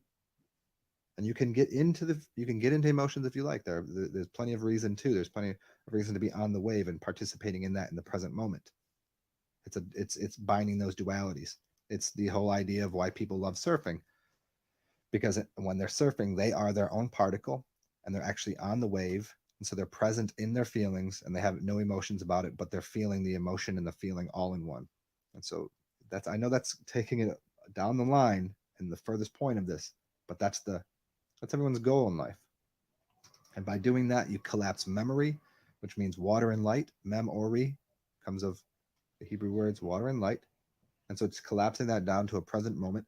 So you can pull your memory with you through that wave, through death, through life, and you can pull it anywhere you want. And you've contained the wave within the particle that is yourself. And so what does this all have to do with what's going on with the 811 megahertz that's occurring around you? And then you've got the telephone that's on the whatever 900 hertz, and you've got the television, you got all these signals around you. Well, if you wanted to do the math on it, you could. I'm not going to do that right here. It just seems, getting into all the mathematical science of it, there's plenty of people out there that can do this, and the work is pretty simple. You just look at the harmonics and you say the C note is 528 hertz, and then the next level up it's 630 whatever. I don't know what the numbers are off the top of my head, but then you get to the point of, okay, there's something that's on that that runs analogous to that is the next level up in the next octave. And then you get into the smells and you get into the sounds and you get into the colors, and they all have a value, a frequency to them. And so if you have all of these frequencies around you, all you do is change your brainwave. All you do is change your frequency. And then all of a sudden you're not affected by it. Your brain is no longer entrapped and controlled and manipulated. It's no longer harmonized. It's no longer hypnotized by a set of frequencies. We're seeing common people around the world getting into this next idea here about memory and how to learn and what your brain really is. Your brain, you think in pictures. That's all. All the world is image. And those images that you have are of matter and energy. Those are images. And that quality of that energy is really, it's why you can close your eyes and think about something, and you can think about the feeling, not the emotion. You can think about the feeling of how hard a piece of granite is. You can run your hand along it. You could feel that. And you could equally run your hand across a shag rug and feel that. And you feel both of those things, yet you're not doing those. So there's the quality of that. There's the quality of what's occurring. So that's what you have in your mind. And you play that out here in 3D, which is the present moment, which you get from your astral body, from your second self, from outside of body, and you put it here, and that's advanced level. But as you're experiencing it right now in your mind, you experience these feelings that you have of your imagination, which is your matter, your energy, and the quality of it. So by using your mind from the point of looking at images, knowing that the words are, this is why words can become confusing and why you can trip over them, why they're stumbling blocks at times, because people are trying to look for words. They're trying to use words, but the word is only a delivery system for an experience. It's a story. It's always a story, and words can only give you an analogy for what the matter, the energy, and the quality is. You can have gnosis and you can have experience. You can have all of these things inside of you, and there's no way to really convey that to someone. There is by using compassion in your heart and throwing out what is actually feelings. But when we're using words, we have to realize that it's a secondary thing. When they say in the beginning there was the word, that's not completely true. In the beginning there just was you, but then the beginning meaning the beginning of the story, the beginning of memory. So to transfer memory to someone, there's a few ways to do it, but the technique that we use in this reality comes about through the use of words. You can do it by touching someone. You could do it by never saying a word, and that's next level stuff, and that's actually original level stuff. That's ancestral stuff. It's what a baby does. You know exactly what a baby's going through, what a baby's feeling, what a baby wants, but there's no constructed language. It's all an organic, feeling-based system. But then we put this in the beginning. There was the word. No, the beginning of the story, so that we could all come together in a mass, agreed upon hallucination of a storyline that we put together using language. Because the language is secondary. The language is just a chopped up, divided, angular construct of what the whole entire zero is. We took a zero, which is everything, divided it up into 360 degrees, and we called it a bunch of letters as well. We called it 26 letters or 52 letters or 52 weeks in a year, whatever you want to describe it as. But these words, these letters, these angles, they're called the gods. These are the demigods. These are the secondary units of information that we use to describe something. So we get to go into our minds and grab onto and collect information of words, formations of words, of sentences, structures, of letters, and put them into and take all of these puzzle pieces and put it together to design something for someone. But what we get, what we started with was the image. And by re-familiarizing yourself with the actuality of how you experience the world through picture and through feeling about those pictures, the images and the feeling that you have, by immersing yourself and understanding what that is, then you can go to the next level. But if you don't know that that's where the world starts, that's where your experience is, that's where you can draw from. Until you get to that point to be able to draw from that, then there's nothing you can share. There's nothing you can do. This is why people have a hard time speaking, because they're trying to use the language, thinking the language is the thing. Ready to start eating healthier? Meet Kachava. Kachava is the world. So, by accessing our brain and using our brain the way it should be used, the way it was originally used, by knowing that it comes through pictures, comes through images, we can start to get to the source, the even before the hardware of the computer. By using this idea of what a computer is, we just have to clean out everything that's in the computer, clean out everything that's in your mind. And we can do this multiple ways.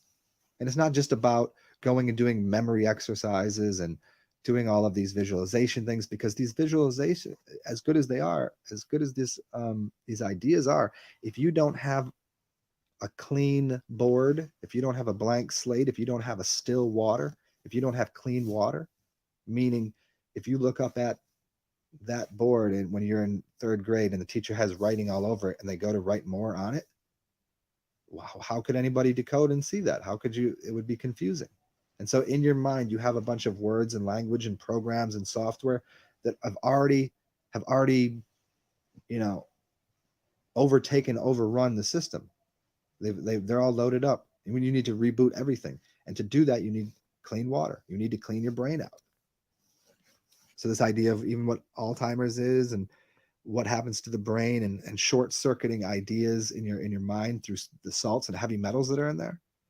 Well, this is what's happening. You're actually, that light bulb in a short circuit, you either burn it out or it doesn't work, because what's happened is your energy never made it to that. So if you thought of that as like a light bulb going off in your head, you're going to short circuit that. If there's a piece of salt there, if there's a piece of heavy metal or soft metal, whatever you'd like to call it, it's going to jump that arc prior to getting that light. And you're going to go through that same cycle, popping, blowing out bulbs.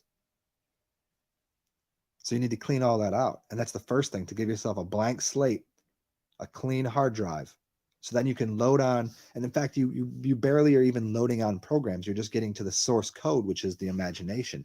And then you can start to overlay language the correct way and realize that this use of gematria is one thing, linking numbers to letters. But then underneath that, there's always the image that occurs.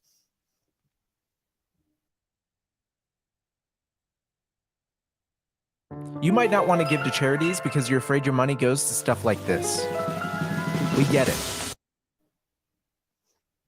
So in the same way that if you go to the gym and you do the same exercise over and over again, it doesn't mean you're going to have a holistic, strong system.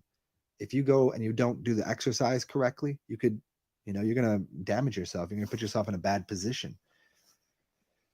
And if you don't use your mind right, if your mind has been on a program, a set of instructions that tell you to eat unhealthy food and to think in a certain way and to have emotions about things that aren't correct, then of course you're going to age yourself. Of course you're going to damage your brain.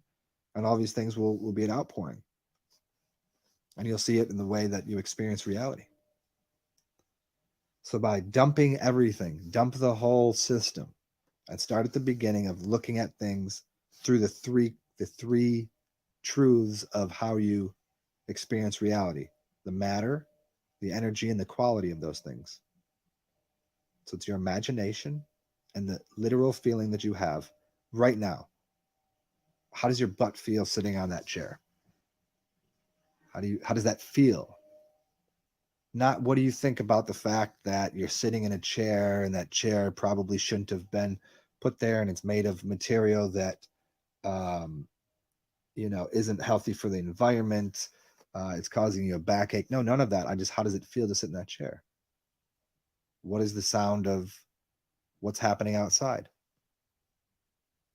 What else do you feel? That's it. That's it right there. You start there. And what's the visualization? If your eyes are open, you look around you and look at everything. You make no comment on what you think it is. But if you close your eyes, it's an easier place to get to. This gets into meditation. Medication and meditation. It's quite the same.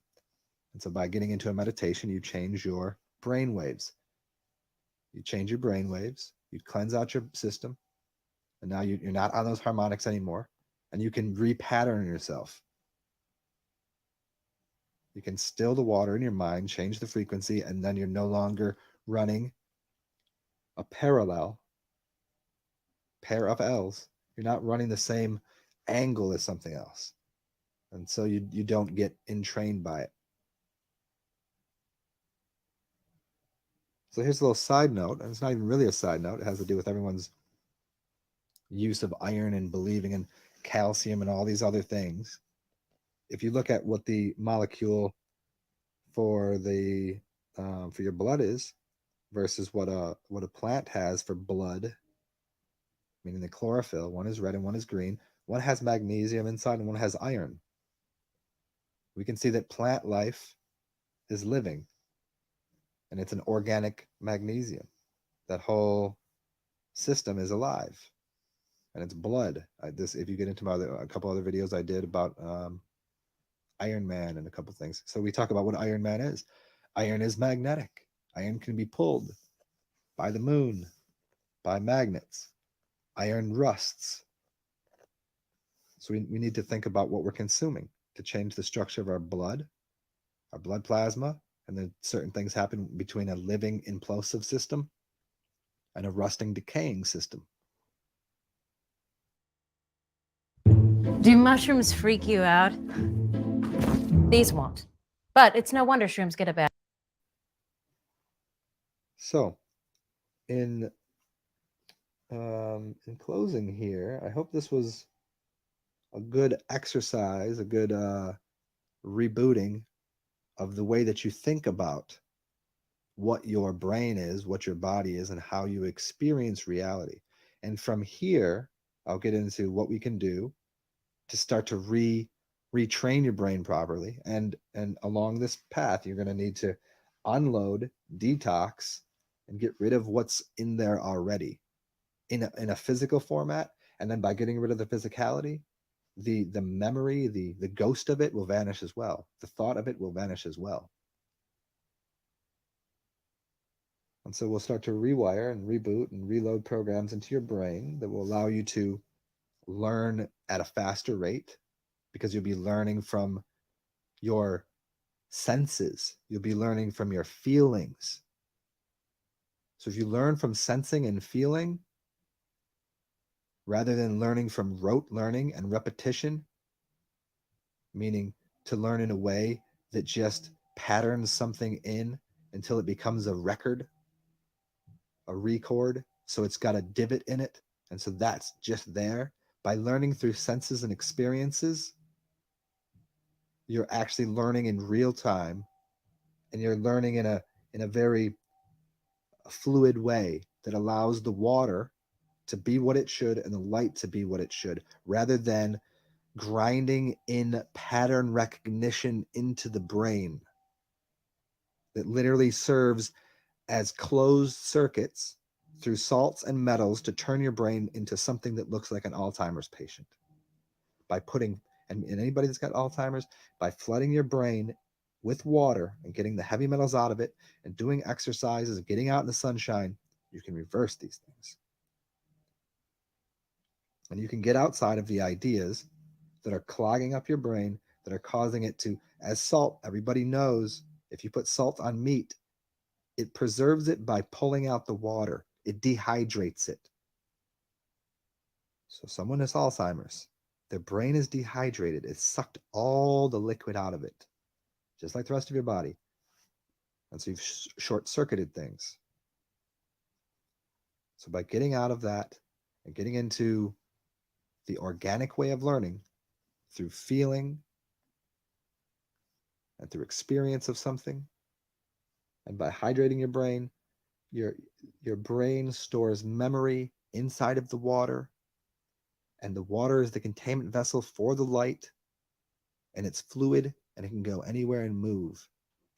But if you put a piece of salt in there and you want these little digital systems to control and archon and architect your brain, there's no fluidity, there's no movement.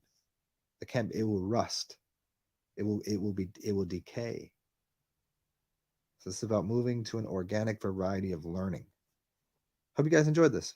We'll chat soon.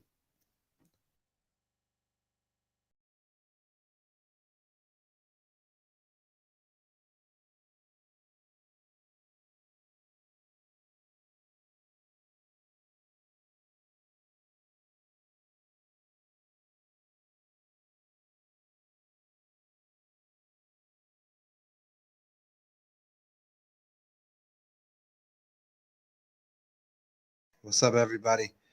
We're digging in here. This is the whole gambit. This is all of it. This is how it all works. And for anybody that doesn't know what I do, this might be extremely confusing. For people that have an idea of what's going on here, I'm going to try to fill in all the blanks. I'm going to go back to the beginning with kings and where they came from and what this whole construct is, what this reality is. I'm going to talk about getting out of body, how these things are controlled, how your mind is controlled. I'm giving you the whole thing. This is all of it. I don't know that I'll make any videos after this. It's really like I'm giving you the whole thing, and with everything that I've put out there, and especially this one here, I don't know what else there is to say. All of the information's there. I've validated all of it. It works. It is true. It has its relations in words and in the occult, in the exoteric as well as esoteric. It has its roots in you and what you're made of. It has its lineage through all of the ancestors. It has to do with death, where you are in this realm. It has to do with flat earth. It has to do with getting out of body. I mean, I'm giving you the whole thing here. I don't know how it's going to come out, but I'm going to try to make it as succinct as possible. And we're going to start with, we're going to start where I ended in a few other videos, talking about kings and the relationship to the common folk. And once again, I'm going to start this with this idea that everything in this realm is all magical, and it's weaved into pseudosciences, and there are so many pseudo skeptics, and there's so many ideas that are half-cooked, harebrained ideas out there.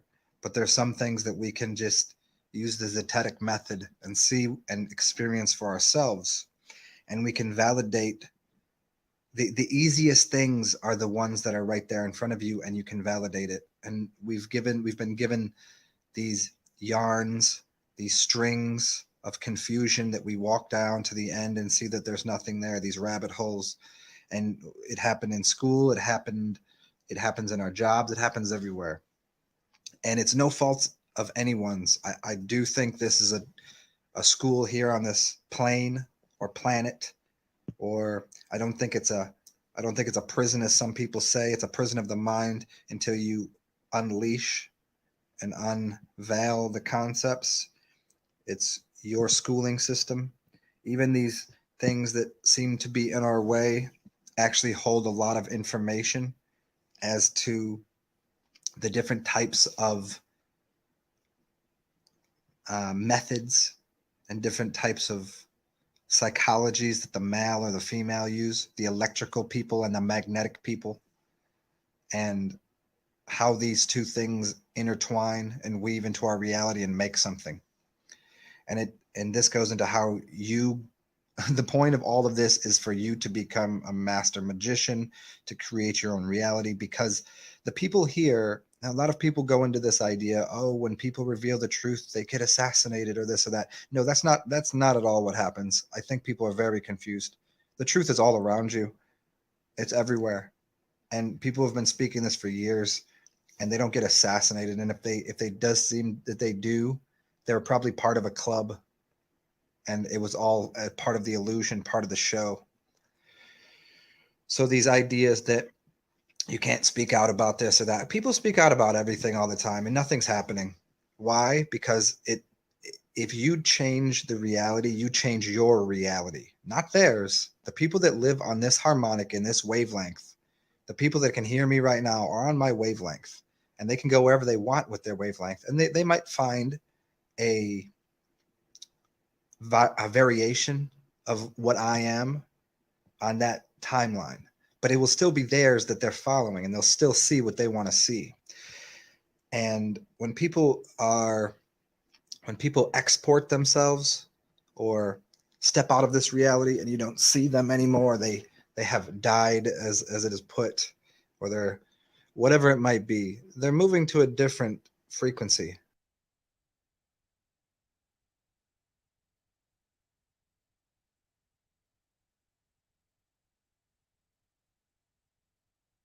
can't speak out about this or that. People speak out about everything all the time and nothing's happening. Why? Because if you change the reality, you change your reality, not theirs. The people that live on this harmonic in this wavelength, the people that can hear me right now are on my wavelength, and they can go wherever they want with their wavelength. And they might find a variation of what I am on that timeline, but it will still be theirs that they're following, and they'll still see what they want to see. And when people export themselves or step out of this reality and you don't see them anymore, they have died, as it is put, or they're whatever it might be, they're moving to a different frequency, a different bandwidth. And I'm showing you how this all works. And we're going to go back into the kings, the queens, what this has to do with electricity. I want to really get into this idea about the kings and the priestcraft and people that practice magic, practice these. See, these aren't really, it's not, these people don't care. It's not that they don't care about you. It's that it's their experience, just like it's your experience. And these different wavelengths, these different timelines, these time waves that we're all on, and they unify into this reality that we see. Those people exist and you exist, and you can go anywhere you want with this. This is why this information, it's not hidden. It's occulted in a sense because it's hidden from people that would misuse it. It is self-regulating system that if people come across this and immediately go, no, that's not how it works. Well, you know what? Then they're controlled, and that's exactly how the system needs to work. I don't condone or applaud anyone's actions or behaviors anywhere. I don't know them. It's just like these ideas of people who always say, oh, it's the Zionists. Well, do you know what Zion means? It's illusion. Do you know any Zionists? Have you ever met one? Do you know what they do? Are they controlling your reality? Does that upset you? Now, these are all questions to give you some fodder, something to sit in for a second and consider, because you are capable of doing what they do. And you're also capable of being a king that delivers goods to the flock, as it were. You're capable of doing the same types of magic and going off and creating a reality stream of your own, which includes these people. Your magic will overwhelm theirs. And it's not to say that you have to battle their magic. It's that your magic and your perception of reality will take hold for yourself, and the things around you will start to integrate into your view of what things should be. And so when you see these people like Manly P. Hall, and he's considered an honorary Freemason, and all of these people that were maybe assassinated or maybe part of this conspiracy or whatever, and there's no doubt people conspire. I mean, the word is very simple. It's just people come together to do something, and this is neither good nor bad. But you have to think of these people that after they had moved on, or after they had passed or changed their reality matrix, that people might claim their ideas. Did you ever meet Tesla? Do you even know he existed?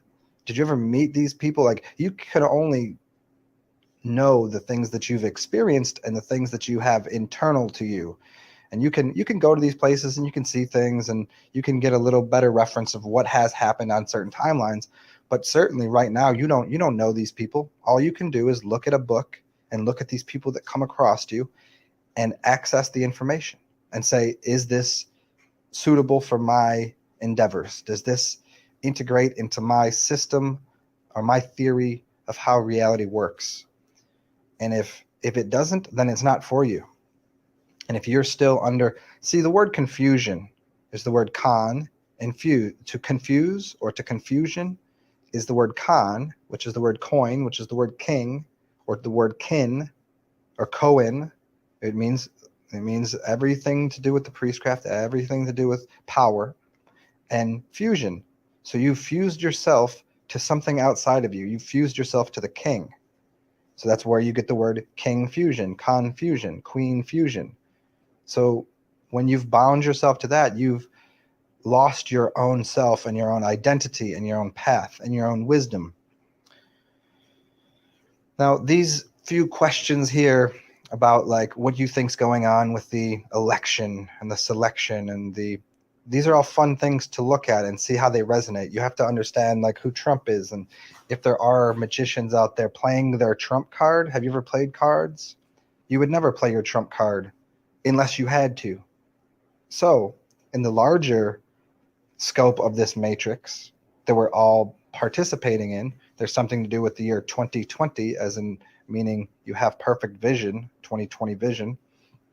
Now, you could have perfect vision right now today for yourself, and you could start to remove the things that cause you not to have perfect vision.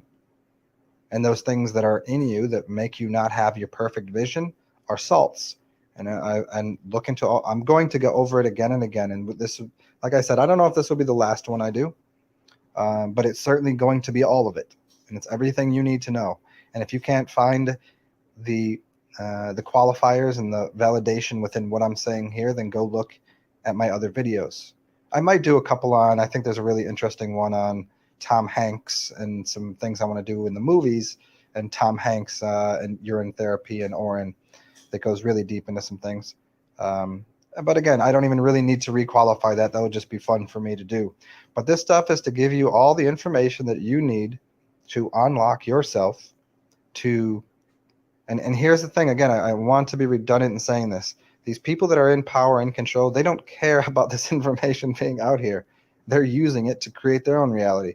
And when you decide to up and leave this reality, this timeline, this frequency, they don't care. They have better things to do. They're enjoying the fruits of whatever their reality is. And if it to you it looks like it's leeching off of humanity, and if to you it looks like it's succubusing energy from you and your friends and your family and the people that are glued to the TV, well, that's what it looks like. But to them, their reality, their scope of what they see is what's in front of them. They can do what they do. And if it seems like they're usurping your power, well, then take your power back. And I'm giving you the information here. And because they're magicians, they care not what other magicians do. They know they're going to exist. It's not their job to wake you up. It's not their job. Their job is to enjoy their reality.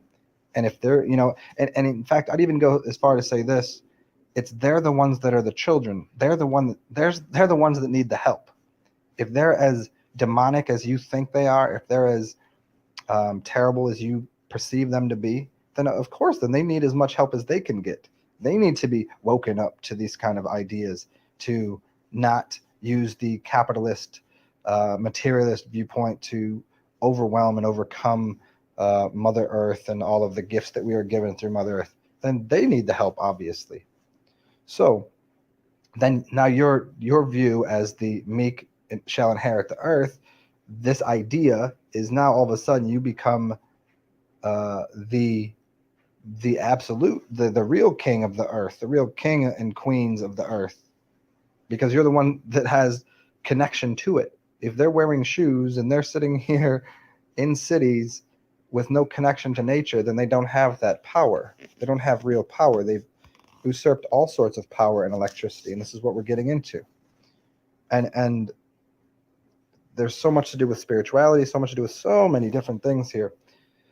So I'm going to try to just make a segue here. But before I do that, I really want to hammer this idea home of who you think those people are on the television, and who the illumined ones are, the Illuminati, who the even secretive societies are, the Diaboles, the Intrepides, and who you think these Zionists are, these people, like these different magicians, these different priestcrafts, these different see, all of these things is only your perception of what you think they do.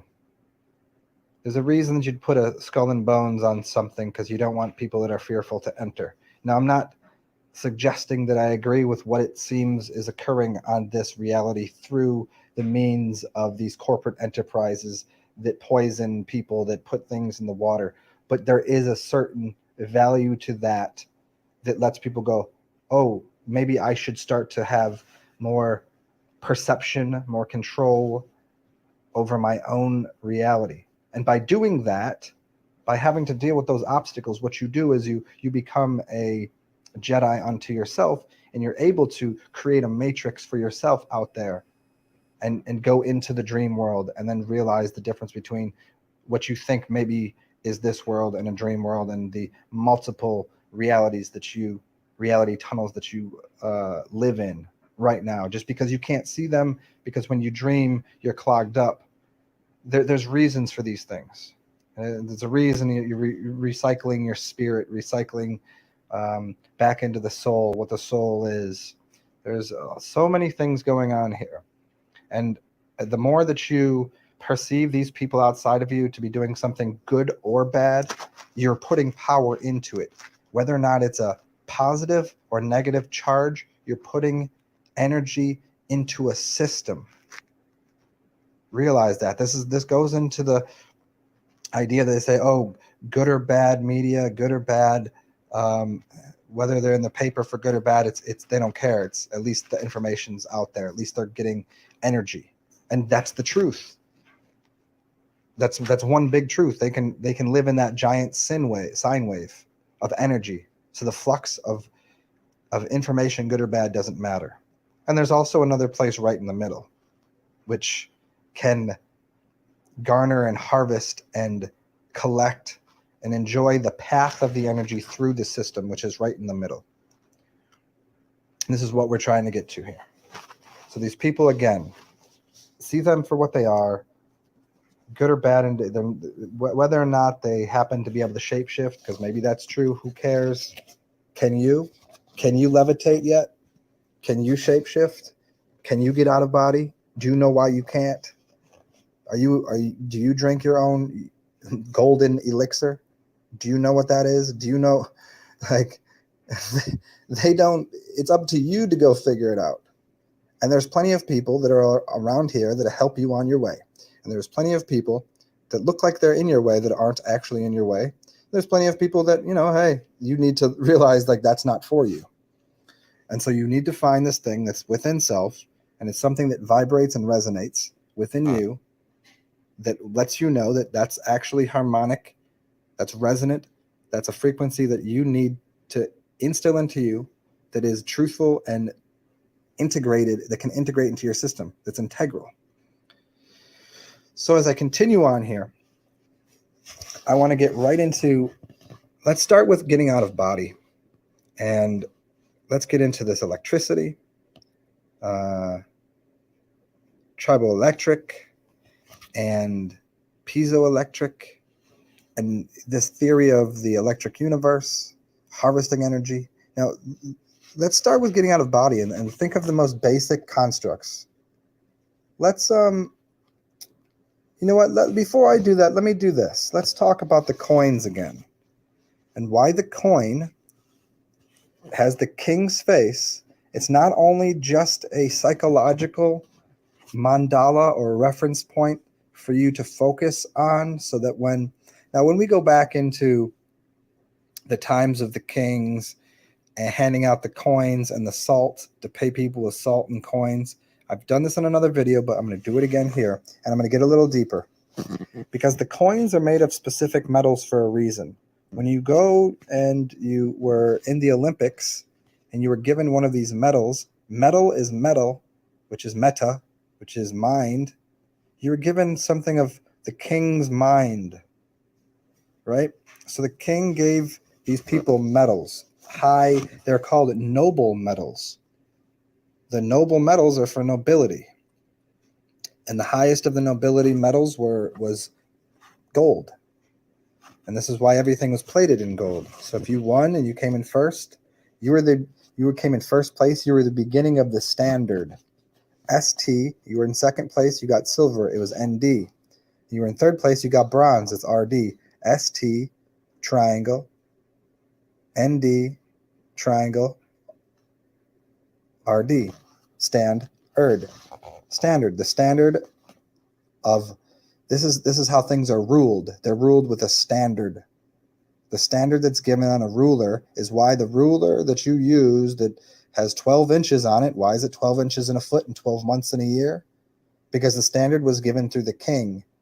The king was the one that was giving the standards for everything.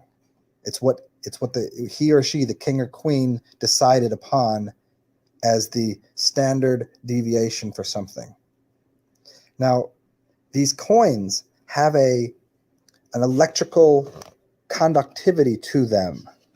And now these kings, everyone thinks these kings, look over here to the left and look at the the crown that they'd wear, and they'd have that staff, or you'd call it a scepter, and then they'd have that ball.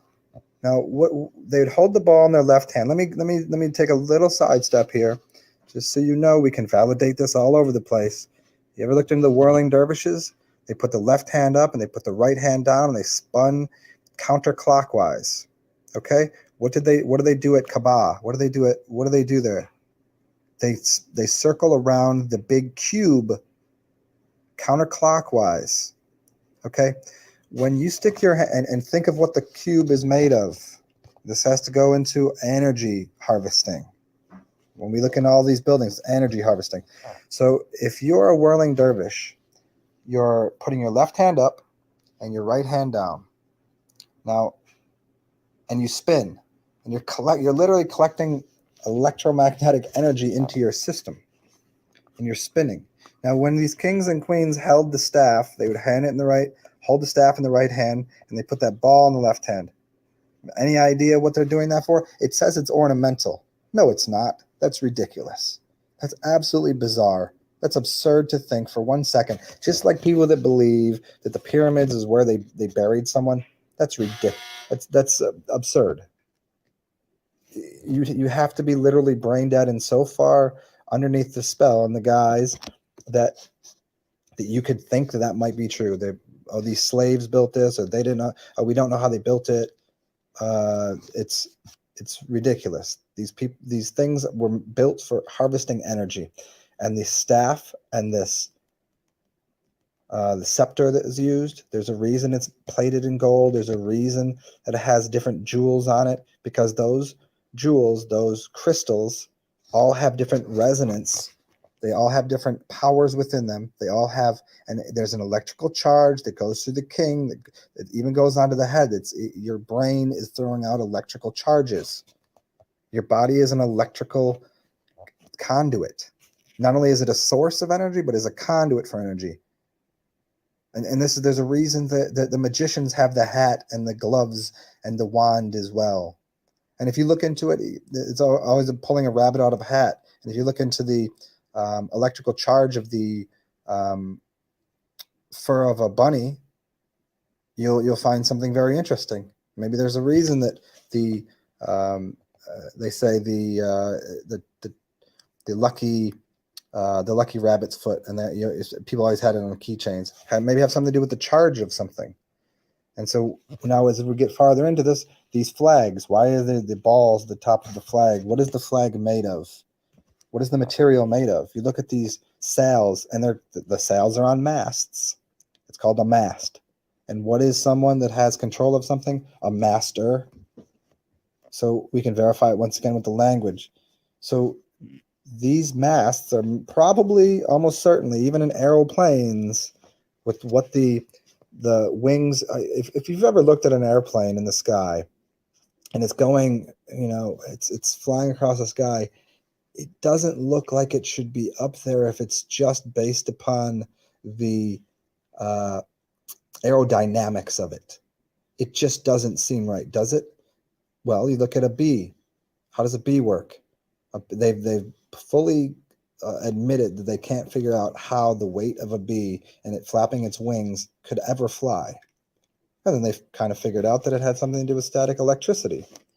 So there's and even the bee that goes and finds the flower, there's a different charge between the bee and the flower. So there's an electrical component to these things. There's an electrical charge that's happening on the wings of these planes. There's an electrical charge that's happening that's built up within these flags, within these ships' masts that have these giant sails on it. So these sails or these seals that are on this are, yeah, sure, the wind is giving it certainly some power to move, but between that and the electrical charge, how is it these boats go against the wind? Because there's maybe something else happening there. So now, as we go farther into these ideas of the electrical system and what you are, and we get into further my other videos on what the urine is and what glowing is, and how you can make something glow through sound. Let me pause this here for a second, guys. So this idea of making something glow through sound is called sonoluminescence, and all of the other luminescent sources, things start to glow at a certain rate of harmonics, at a certain speed. You can make things, you can get power out of something. There's a really interesting page here. Let me play with it this way with you guys. I'll just go right to it here, and I'll show you how the mind of Zen works for you guys to get some understanding here. Okay. Let me see here. Piezoelectric granite batteries.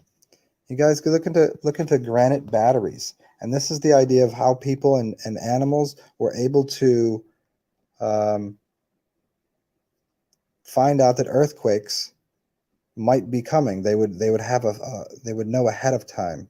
And it was the same way that piezoelectric works. It's about energy being put into something so that granite was capable of producing a glowing effect, that literally electricity was coming out of granite. And so when you use here, let's just go into some of these other ideas here. Bees, electrostatic, triboelectric, ancient coins, Olympic metals, and this is for you guys to dig in yourself. King scepters, melek, which means salt, and it also means king. Bernard McFadden, there's for all you people who like to fast and want to know more about water. Let's see here. Okay, let's just get back to what I was talking about, phosphorescence and things that glow. There we go.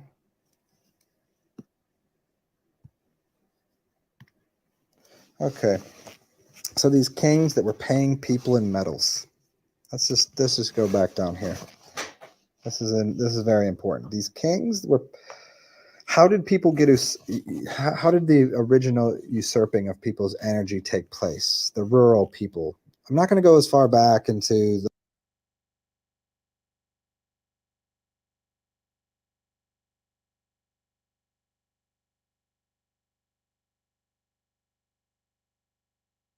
the flat Earth and people coming over the ice wall with higher amounts of technological advancements and taking over the Native Americans and the darker melanated people and having basically a higher charge of energy that they had, bullets and things like this.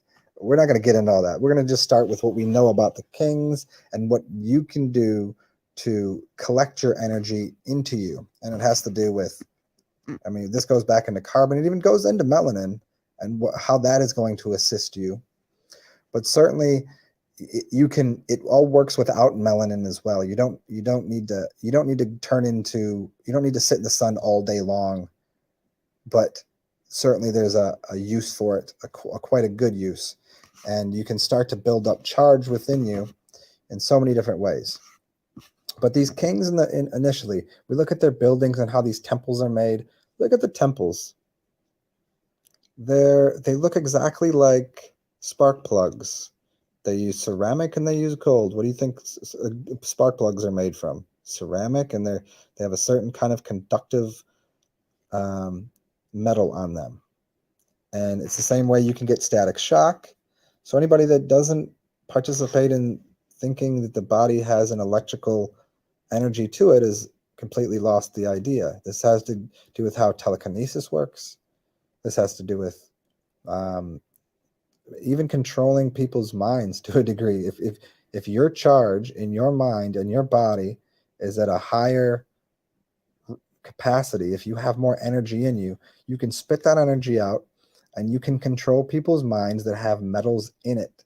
If the metals in their mind or the salts in their body and mind, you can make people do things.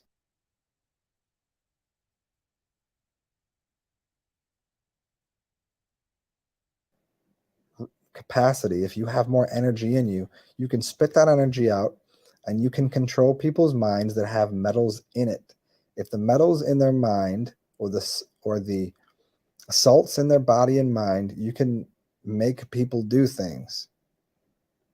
And again, this goes into the kings, and I'm not calling it good or bad and what would people do if they did have power, but is it self-regulating? I think so. I think the system and the mentality and spirituality is self-regulated. Because if you can't control the ideas that you're looking at and the things that you're sticking into your body, if you're so brain dead that you just grab on to whatever's there and stick it in your mouth, that's childish, right?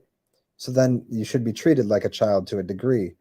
Yeah, okay, we can get into, okay, now they're putting heavy metals in the vaccines that you shouldn't be sticking in. They're putting heavy metals in all sorts of, they're putting salts in everything that you consume. We need to back away from that and start cleaning the body from those things. Now, the king, originally, when did people start to get paid in the coins? Well, the king had fancier things. The king had higher technology. The king who through its different materials that the king had a privy to that had higher technologies through the years, that had fancy things, and that you could go to the market, because it's called the market because it's marked. So you go to the market and you could buy something. To buy is to split. B-U-Y is B-I.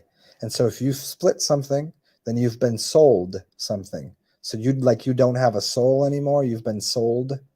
So to buy and to sell is to put something in a cell. So you've been sold into a cell by buying or splitting yourself to the king. Now you're in confusion. I can't tell you exactly how that originally occurred and what convinced people to take on the coin of the king, but it seems as though they wanted an easier path to obtain material goods because somehow their spirituality was pulled from them.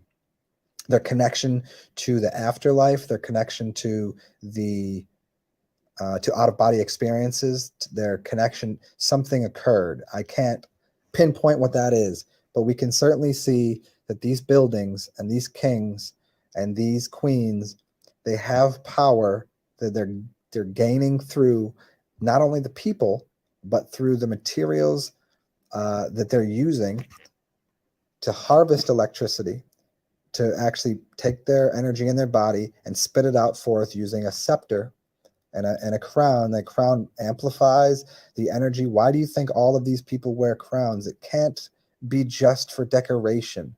It couldn't be. It would make no sense. It would make no sense that they build these giant obelisks and these giant pyramids and these giant buildings. It makes no sense.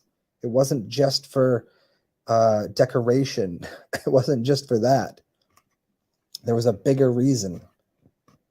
So these buildings that are gaining, they're gaining charge inside. You can go to these places and it smells good. It feels good. The energy is different in there. You literally can, by going there, you gain a charge. You can walk into these buildings and collect energy. You're getting a little bit of the energy, but the king is getting most of it. Now, these people that are using scepters, and as we've gone into my other videos, now that I don't know why I didn't put it on here, but the scepter is called, here, I'll do it right now. Okay, here's the the scepter right in the middle of the TV, or right in the middle of the screen, which is the television. So they tell the vision to you using a different kind of scepter, but it still has an electrical charge to it. You plug it into a wall that is gaining the electricity from somewhere, Now they give you an image right into your home, right into your eyes. Now you have an image coordinated with an electrical frequency that is pushed out of the TV. And then you're going to go ahead and eat those salts while doing it. You're going to eat your dinner while doing it. Now you're dining on some salty, rich foods while staring at something. And it's literally putting a program, a set of instructions into your brain that so every time that TV comes on, it's Pavlov's dogs, right?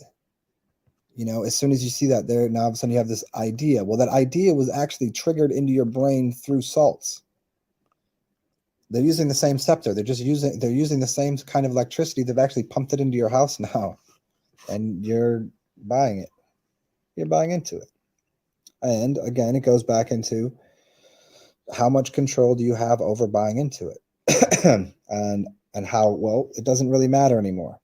It's there. The system's in place. So that question is now, how do you get your power back? How do you participate in this reality and gain your set of powers to create your own reality matrix? And here, I want to see if I can find it. See this little in the left-hand corner? It's right down here. I wish I could show that to you bigger. Basically, it has to do with the height of the flower and the energy that it's putting off as it gets bigger. And so we can talk about why they talk about rarefied air and the electrical charge as you go up higher, and why it becomes harder to breathe in the mountains. Okay, let's continue on with this kings and coins, and does this make sense yet? That these coins are used to have a charge in someone's pocket.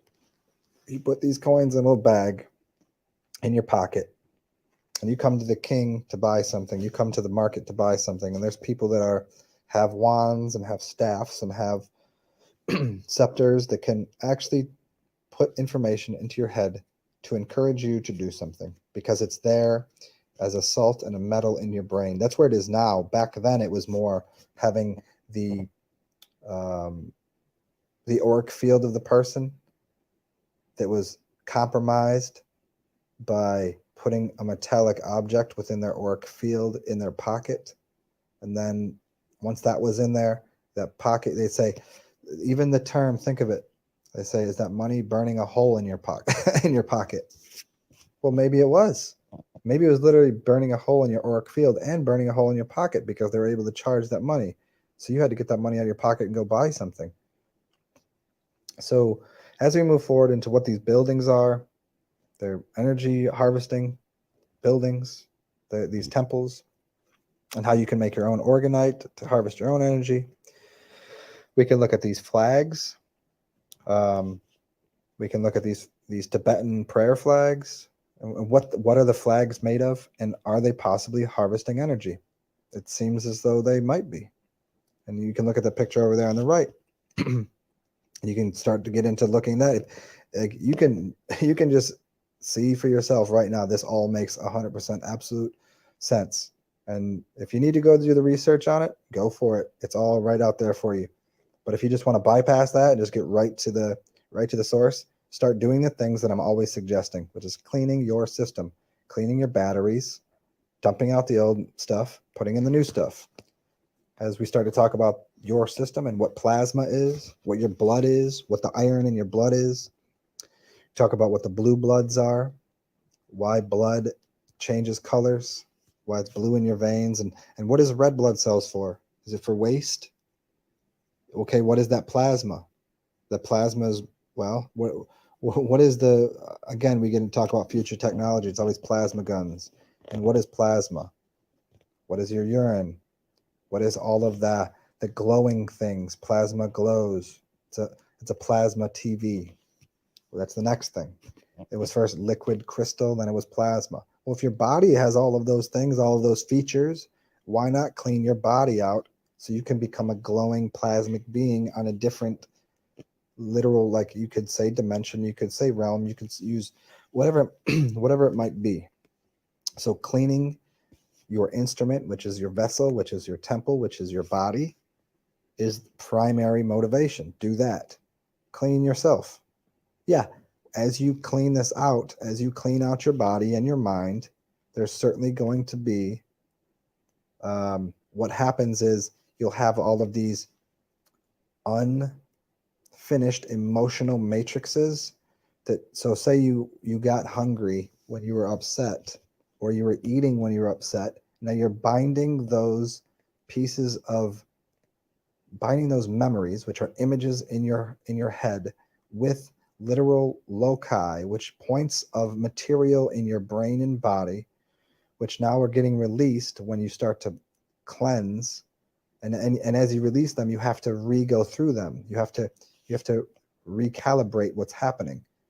So a lot of people, when they get angry, they eat again because they don't want to deal with the emotional construct that was triggered from the first time that they ate the food. And so this is getting through all of those things. And they're all things that happen internally in your mind that don't really have to happen out in 3D. So as you do that, you open up new RAM, random access memory. You have a lot of things that are basically loops in your brain and in your body that are systems of circles. They hold you within it's a holding pattern in your brain until you release those. And then you open up the ability to create a new memory system, to create a new future, to create a new past, even to create whatever you want.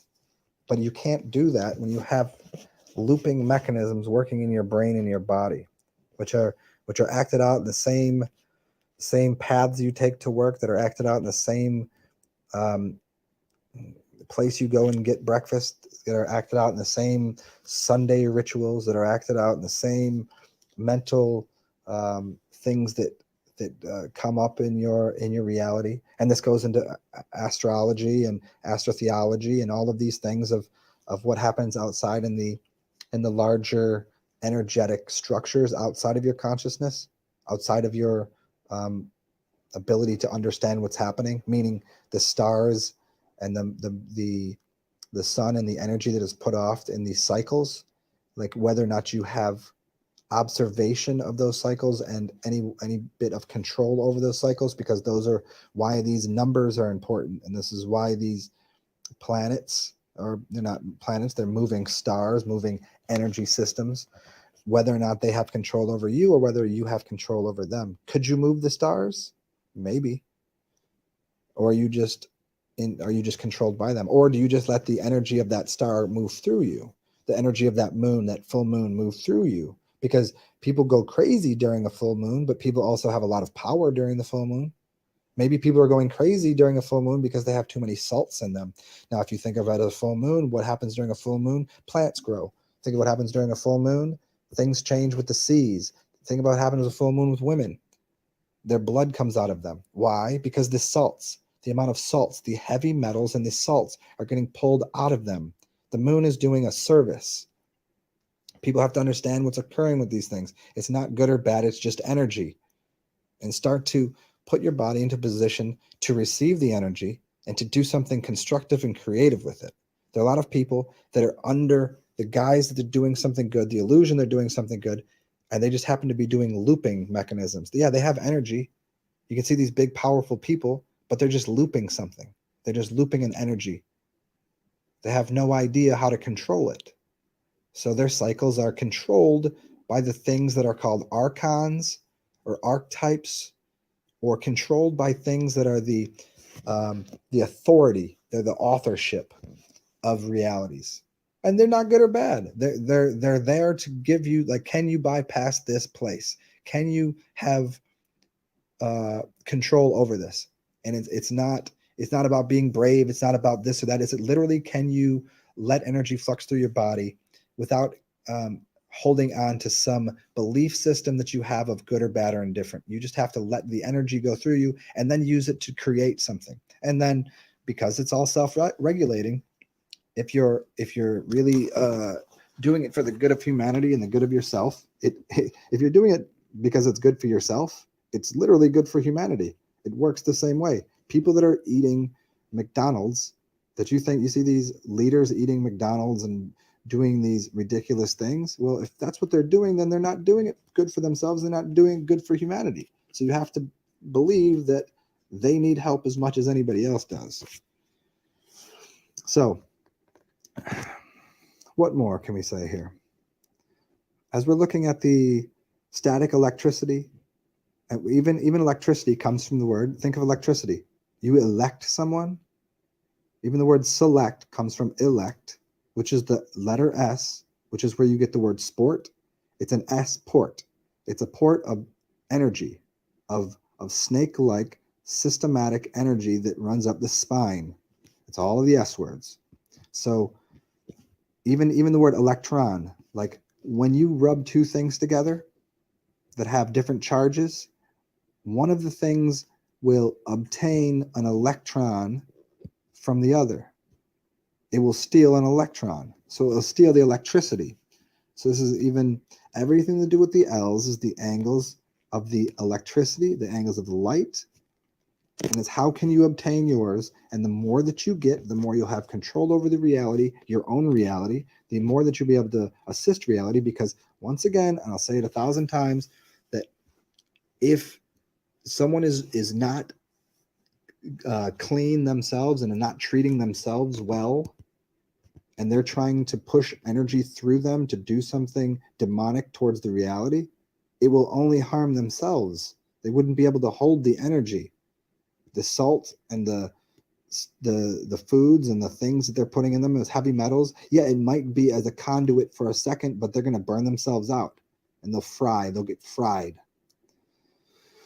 So you have to realize it's all self-regulating. If this world was controlled by the New World Order, if this world was controlled by the demonic forces of Satan and all of these things that people want to claim, it would have already been done. It would have already happened a long time ago. And if it happened a long time ago, then you're living in it.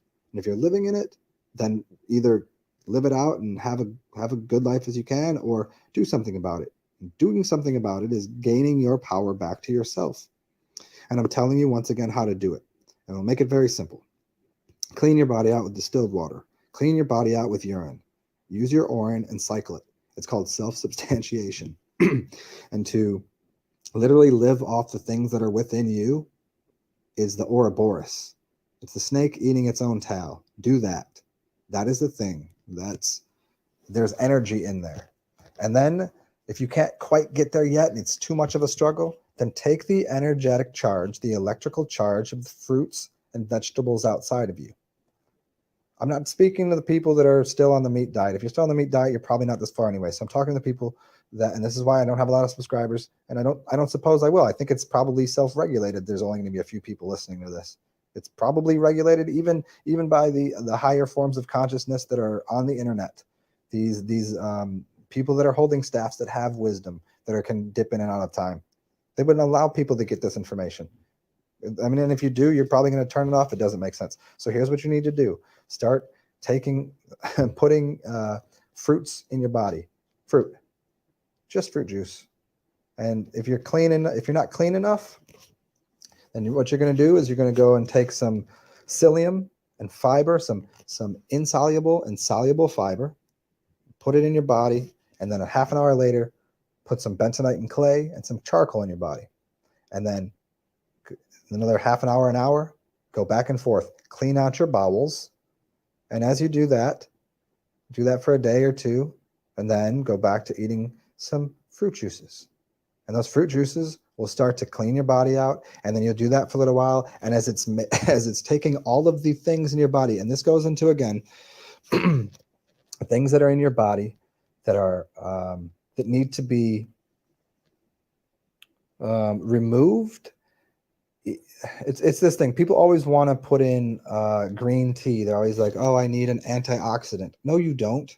You need to oxidize the things in your body that don't need to be in it. When you breathe, you're breathing oxygen. If you want to play that game, whether or not we're using the electrical theory of the universe or it's just oxygen, it doesn't really matter here. What you're doing is you're breathing in and you're causing oxidation to happen. You're oxidizing the things in your body that you don't need to get removed. So as this oxidation happens, it goes into your blood and then comes out the back door. That's where all the stuff that you don't need anymore, it's called the soil. It goes back onto the soil, the soul, the black soul. Put it back out there where it's supposed to be. It's the material that goes on the earth. Put it back where it should be. Put the salts in the earth. Put the shit in the earth. Put the soil. You soil your pants like a baby. That's where these words come from. Put it back where it should be. And so you need to oxidize those things. So all of these ideas of people want to go get all healthy. Well, I need to have antioxidants and I need to. No, you don't. You need to remove those things from your body. You need to oxidize what doesn't need to be in your body. And so these electrical charges, things that don't oxidize, there's a reason gold is used. Gold's not going to rust, is it? So it's building a golden body. I'm not saying to go start eating gold, but there is something to do with gold and the ionization of things. There is something to do with making an ormus molecule, an orbitally rearranged molecule. There's something to do with these things, and this is probably a little farther, and this goes even into what is the spice and what is people consuming. They're going to burn themselves out though. Realize this: if you do it backwards, if you go and you're a fat pig and you eat all this crap and you're not taking care of yourself and you go and start using some high conductivity materials in your body, you'll get some results, but I guarantee you're going to burn out your organs and you're going to burn out your veins. You're going to burn yourself out and you literally will kill yourself. So don't do that. Don't worry about that. That will come to you when you need it. What you need to do right now is consume the fruits, consume the most powerful things to clean you out, which are fruits and vegetables sometimes if you need it, to feel a little more grounded out because they're from the earth, so that will help ground you out. And you need to clean out your bowels, and then you need to go find some sprouts, because sprouts, just like the semen, when someone ejaculates, how much energy and power and how much glowing there is, that's life. That sprout that just came forth is giving you energy. That sprout is vital. So there's your diet. Water, distilled water, and urine. And if you really want to go at it, just do the urine. Get rid of the, only a little distilled water is as you need it, as seen fit. So you're going to clean your body out, and you're going to, what's next after that? Well, then let's get into getting out of body. Let's get into creating sigils. Let's get into creating magic. Again, this, as you're cleaning your body out, you're also going to want to have implosive force. You're also going to want to do movement patterns. You're still going to want to move your body, seeing as how you live inside of it. You're still going to want to go and do some exercises, some full body exercises, some isometric exercises, and new movement patterns open up pathways for energy in your system. Those are all great ideas, but this all feeds into how you're going to want to start to write down, create, using the pen or pencil to create a reality. That's one way to do it. If you don't have enough power over just doing it in your mind and in the dream world, it will help you to cement your dream world. This has to do with writing down your dreams in the morning when you wake up, and writing down things before you go to bed so you have something to focus on, so you can dream on that and start to create that in a less dense realm, then bring it down to this realm. So what does this have to do with getting out of body and these sheets that you're using on your bed? If you're using sheets that have polyester in it, so look over on the right side, you can look at the positive and negative charges of something, and you can look at things as your body is a electrical system, and your spirit is also an electrical system. And people that can get out of body, it has something to do with, so if you go and work out and you exhaust your body, you're exhausting an electrical charge in your body, thereby making your body more of a neutral. And if your spirit is highly charged, then your spirit can get out of what would be considered a dead or a neutral body, because now your body is like, oh, thank you for the work I've expended the energy of the body. Now the spirit can escape the body. The body will die for a moment. It's why if you have sex and have an orgasm and you take a nap afterwards, a lot of times you have very vivid dreams and you can get out of body because you've exhausted the body.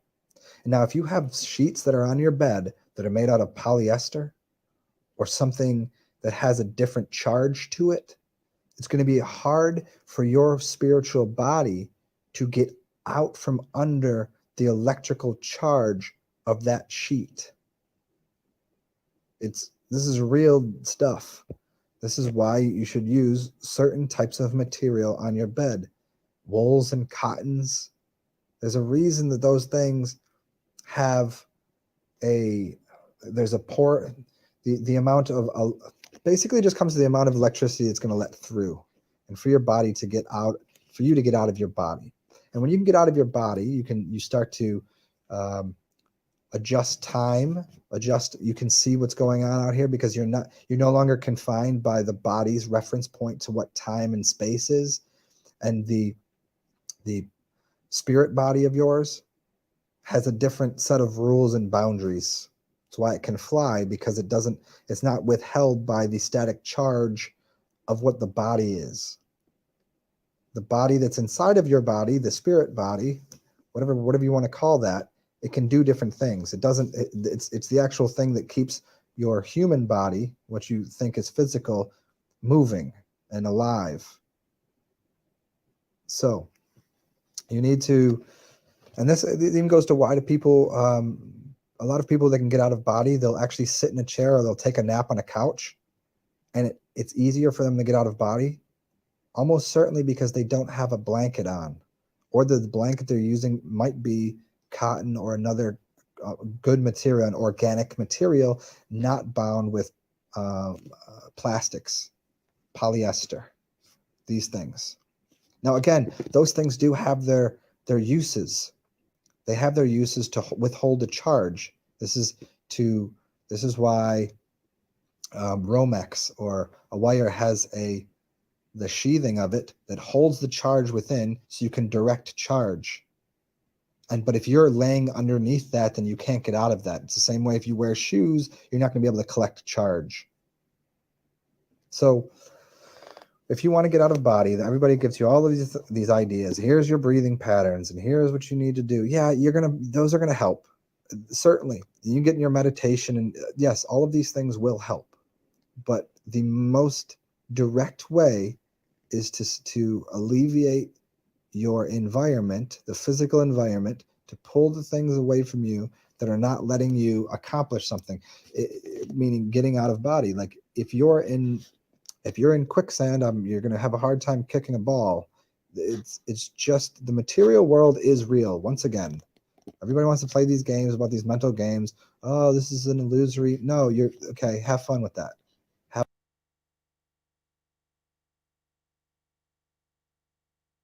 But this is about where you are now, dealing with the elements and the vibrations as they are, and learning how to work within them, and then get out of body and create an environment in reality, a mandala for you to step into.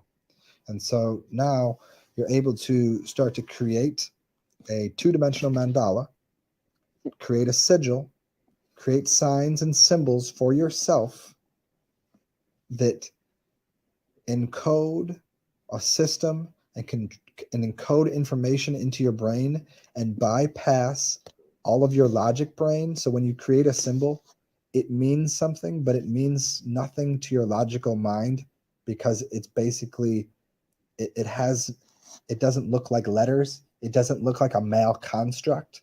And now it bypasses like that and goes right to the subconscious mind and connects with you there. This is why the reality is controlled the way it is, because you don't know that there's symbols and sigils all around you that you are bound to. But as soon as you wake up to that and understand that, then you can cut off those ties and then start creating your own sigils, which are bound to those things. And you can jump into those realities. So what's next? Again, your blood plasma needs to get cleaned. These metals and where we came from and how we're controlled, it's obvious. These other theories, These other practices, yeah, they're fun to think about. And maybe you want to make a reality that doesn't have the things in it that are here, then go ahead and you can do that. And then you can dip into that, because this is what they say when all things are possible. Like, there's nothing new under the sun. That's true. But you can also create new universes, new places. And you'll probably meet other people that had similar ideas there. And you can, and as you get out of body, you can start to examine those places. And so how does this work with our flat earth? Well, maybe the earth is round, literally, in some places. Maybe it is spinning through outer space in some places. But here, it's almost certain that it's flat. But we don't know what's 100,000 miles to the north, or excuse me, to the south, do we? Or to the west or the east? We just keep going to the south. We just keep going. We can keep going in a direction away from north. Well, maybe there's more stuff out there. Maybe there's something above us. Maybe there's something below us. No, these are all perfectly understandable. These things can, maybe they are actually the separations and the archons, the separations of environments. Maybe if we go up, maybe as you change your frequency, maybe you actually go onto an earth that is a realm just like this, above this, literally above this, because you float up there, because you become less dense. And the reality matrix looks somewhat like this. And this has to do with everybody's talking about the mandala effect. Well, maybe people's energy systems just changed. And maybe some people's energy systems from up there got denser and came down here, and some from below us came up. And so now your choice is to either continue to densify your system or to enlighten yourself. And to enlighten literally means to make less weight. And it literally means to put an energy into something that causes something to glow. So how do we change our plasma? How do we change our electricity? How do we get into things that are glowing? All these things seem to have some bitter element to it. Medicine always has some bitter element to it. And if we go to the plant nature, we can find things within the plant life that has that creates a glowing mechanism, that creates energy that glows. And so I got into a few of my other videos, and you go deeper into the stuff in all my other videos, but it's called quinine. And it's not the only thing, but it's one of the popular ones. And you can go find the bark, chinchoa, I think is called, chinchoa bark, and it produces quinine, which makes the tonic water glow in the dark. Imagine if you just kept consuming that. Create your own tonic. This is all alchemy outside of you that can turn into alchemy inside of you. You could just chew the bark if you wanted, but it'd probably be a lot easier just to make a fluid out of it. So make yourself some tonic water, your own tonic water, and start replacing the plasma in your system with cleaner plasma, which is your urine and some quinine and some distilled water. And then you'll find that the blood in your system will change. It will have to. Your blood is your water, your water is your blood, is your tears, is your urine. It's a cycle. But if you keep putting things in, your blood is still going to be red, because the iron that needs to be oxidized to be pulled out of your system, that's what happened. It's rust. Red is rust. So your blood is rusty. Then we talk about why blood is blue inside of the body until it hits the lungs where it turns red. So there's this blue and red. What do they talk about? Why is everything blue and red in this reality?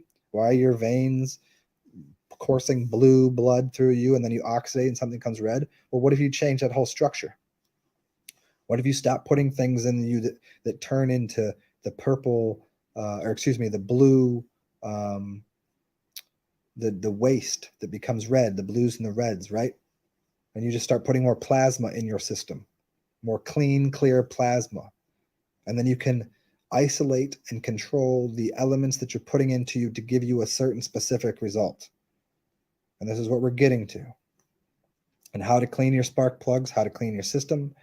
Your body is piezoelectric. Your body is magnet and electric. Your body is electromagnetic, whatever you want to call it. And so this has to do with you being able to radiate information out of you through electricity and to pull things into you through magnetism. One is male, one is female. There's not 50 genders. There's two. There's two sexes. There's two genders. And those two things are split from one source, but both of them need to exist for you to observe a reality. Because if you're just on the single high mountain, you experience nothing. So you split it into two things, and those are the only two things you need to worry about. It's not opposite, it's not duality. It's all hemmed up into one thing that fits together. It's why men and women are not opposite sexes but complementary. So these two things that are seemingly opposites, called electricity and magnetism, are bound together, and you just get to use both of those energy sources. One is spitting energy out to keep things that you don't want near you away from you, and your magnetism to pull things to you that you want. It's a very, very simple thing. But what everybody got confused was they were told that the world is based on opposites, and they believed that the things are opposed to each other, which causes chaos and friction. Well, there is no friction. There is just electricity and magnetism that you need to learn how to control. And to do that, you get rid of the iron in your blood. You get rid of the salts in your system. You upgrade the plasma, and you clean yourself out. You get involved in the things that glow in the dark. And who knows, you might be able to levitate soon. Because gravity isn't what you think it is. Gravity really doesn't exist. Gravity exists in the mind. Everything else is just weight. Everything else is just, you got to wait if you got too much weight on you. Everything is just electric and magnetic. So people use magnetism and they call it gravity. There's a big confusion. It's just magnetism. But if you learn how to control magnetism and you learn how to control electricity, well, if one's repulsive and one's a repulsive force and one's pulling in, well, if you could use electricity in your body, you could probably levitate. You don't think bees are levitating? You don't think, to a degree, planes levitate? You don't think people can levitate? I think you need to open up your mind. You need to get rid of these salts. They're not helping you. And just remember, these people in control, they're probably learning something from this too. And they're like, damn, they don't even know they're under control. Like, I think there's nobody at this. I don't think there's anybody at the steering wheel here. I think the Zionists that people claim are in control, they're just as confused as you are. Maybe they need this information. Hey, y'all Zionists, all you the crazy Jews out there, crazy Christians, crazy Catholics, crazy whoever, I don't know. You know, there's people with power and there's people that don't have power. And if you're being controlled by something, or if you don't think you're being controlled by something, you might be. You need to clean yourself out. Stop consuming other blood. Stop consuming the blood of animals. Stop taking their life force. You can get your own. And it's simple to do. It's more disgusting to eat an animal than it is to drink your piss. That's for damn sure. My piss was inside of me. It's mine. But I'm going to go take and eat. I'm going to drink an animal's bodily fluids. That's weird. That's strange. It's all about cleaning yourself out. I'm going to say it again and again. Becoming the alchemist, becoming, you've always been a magician. Remember that. You've always been an alchemist. You just done it in a improper way, something that didn't benefit you or people around you. Sometimes you do, sometimes you don't. Who knows? It's all, and the only way we can say things are relative to how you perceive your reality. So if you'd like to upgrade everything you're doing and understand how this is working, it all has to do with cleaning your system, upgrading your electrical system, and then using sigils. And as you get farther into this, you could start using crystals for your benefit. You could use nanocrystals to create sigils. You could put nanocrystals onto your body. You could put crystals onto you to use as harmonic resonators between your organs. This has to do with all of the other colors I've gone over this in my other videos. There's colors of crystals, are the color they are. They're frozen, and by frozen I don't mean cold, but they're static water. The water, so if we once again get into what plasma is, water has 4 phases, not just 3. Look into the 4th phase of water, and we can think of water as plasma, which is basically, it's been said that water is just liquid sunlight. And if water is liquid sunlight and what you're breathing is oxygen, and what's in water is hydrogen and oxygen, and we can start to think of what hydrogen is, and people tell you hydrogen comes from the sun, then certainly water is just a plasma. And that plasma becomes crystallized into a crystal, And the difference between, let's go a little farther here. I think you're understanding that a diamond is no different than glass other than it's organized. It's the same thing. Glass and a diamond is the same thing. Just glass, when you break it, it shatters everywhere. A diamond does not, because it's the way it's structured is organized. The organization of water that has become crystallized becomes a diamond. So these different forms of crystals that were in caves, you go spelunking and go into these caves, they're underground, and you see all this water that are producing these crystals that are frozen in space-time. They're holding a space and energy that you can use to cleanse yourself, to cleanse things around you, and to use as a conduit. Because everything that has energy can have energy move through it, and it can move through it in either direction. And you can do that too. So take your shoes off, get on the earth, find these crystals, find these elements that work with you, and it's all of them. They all have different colors, they all work different organs. Clean your blood plasma, and eventually you won't need any of the outside materials, because you have become the great work yourself. But in the meantime, it's a fun adventure collecting all of those things and cleansing your body and finding out that you can, cast a spell for yourself. And you would never cast a bad spell, because it will always come back to you. You don't want that. And if everybody is you, you don't want that either. So you'll learn very quickly that if you ever try to do something that is harmful, you get back that dessert. So clean your body, find these crystals. What else? These things, yeah, let's go over here. The OOB, the out-of-body experience, get rid of the sheets, or find some that are correct. It's even the clothes you wear. Remember that too, because you're attracting an electrical charge to you if you're wearing certain types of clothes. Why would you wear polyester? Now you can, you get static electricity in the by putting your clothes into the dryer, and it sticks to everything. That's interesting, right?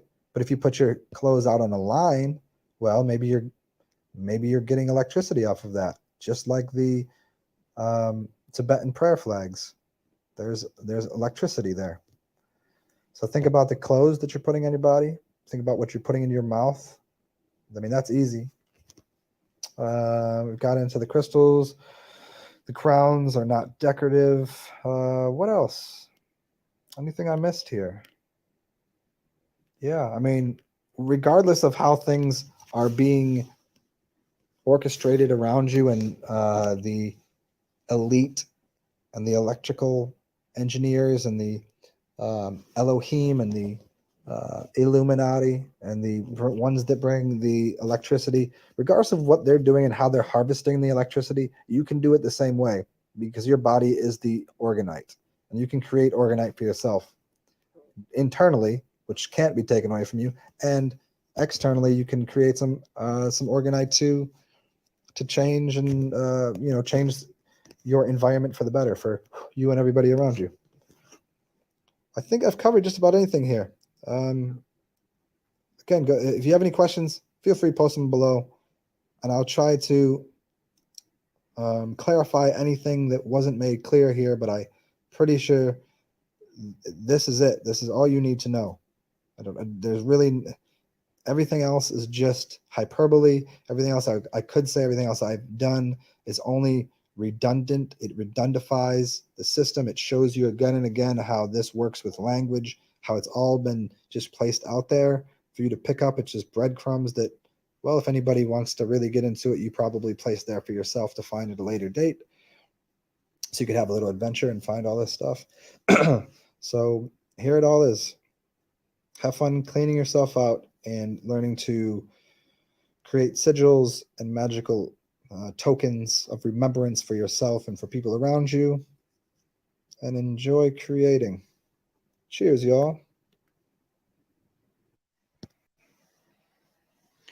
Okay, let me let me finish up and do an addendum here, and I said earlier I wasn't going to really get into the original dilemma with energy and the kings, but I think it's important, and I also want to get it. And I want to talk about the bones. See, the bones in the body are piezoelectric as well, and it's been shown you can speed up healing properties with magnets as well as electricity, and this is obvious. But here's the not so obvious thing. If you've ever done a fast, or you've ever went without eating for a while, and then you go take a piece of fruit and you bite into it, you're immediately given energy. Well, the only way that could exist, because you haven't digested it, and it's not just the sugar got through your system and gave you energy, but literally the electrical charge of that fruit. You put it in your mouth and you bite it. And since your bones are piezoelectric and the food is electrically charged, you're ingesting the electrical charge of that food. So we need to consider that as well.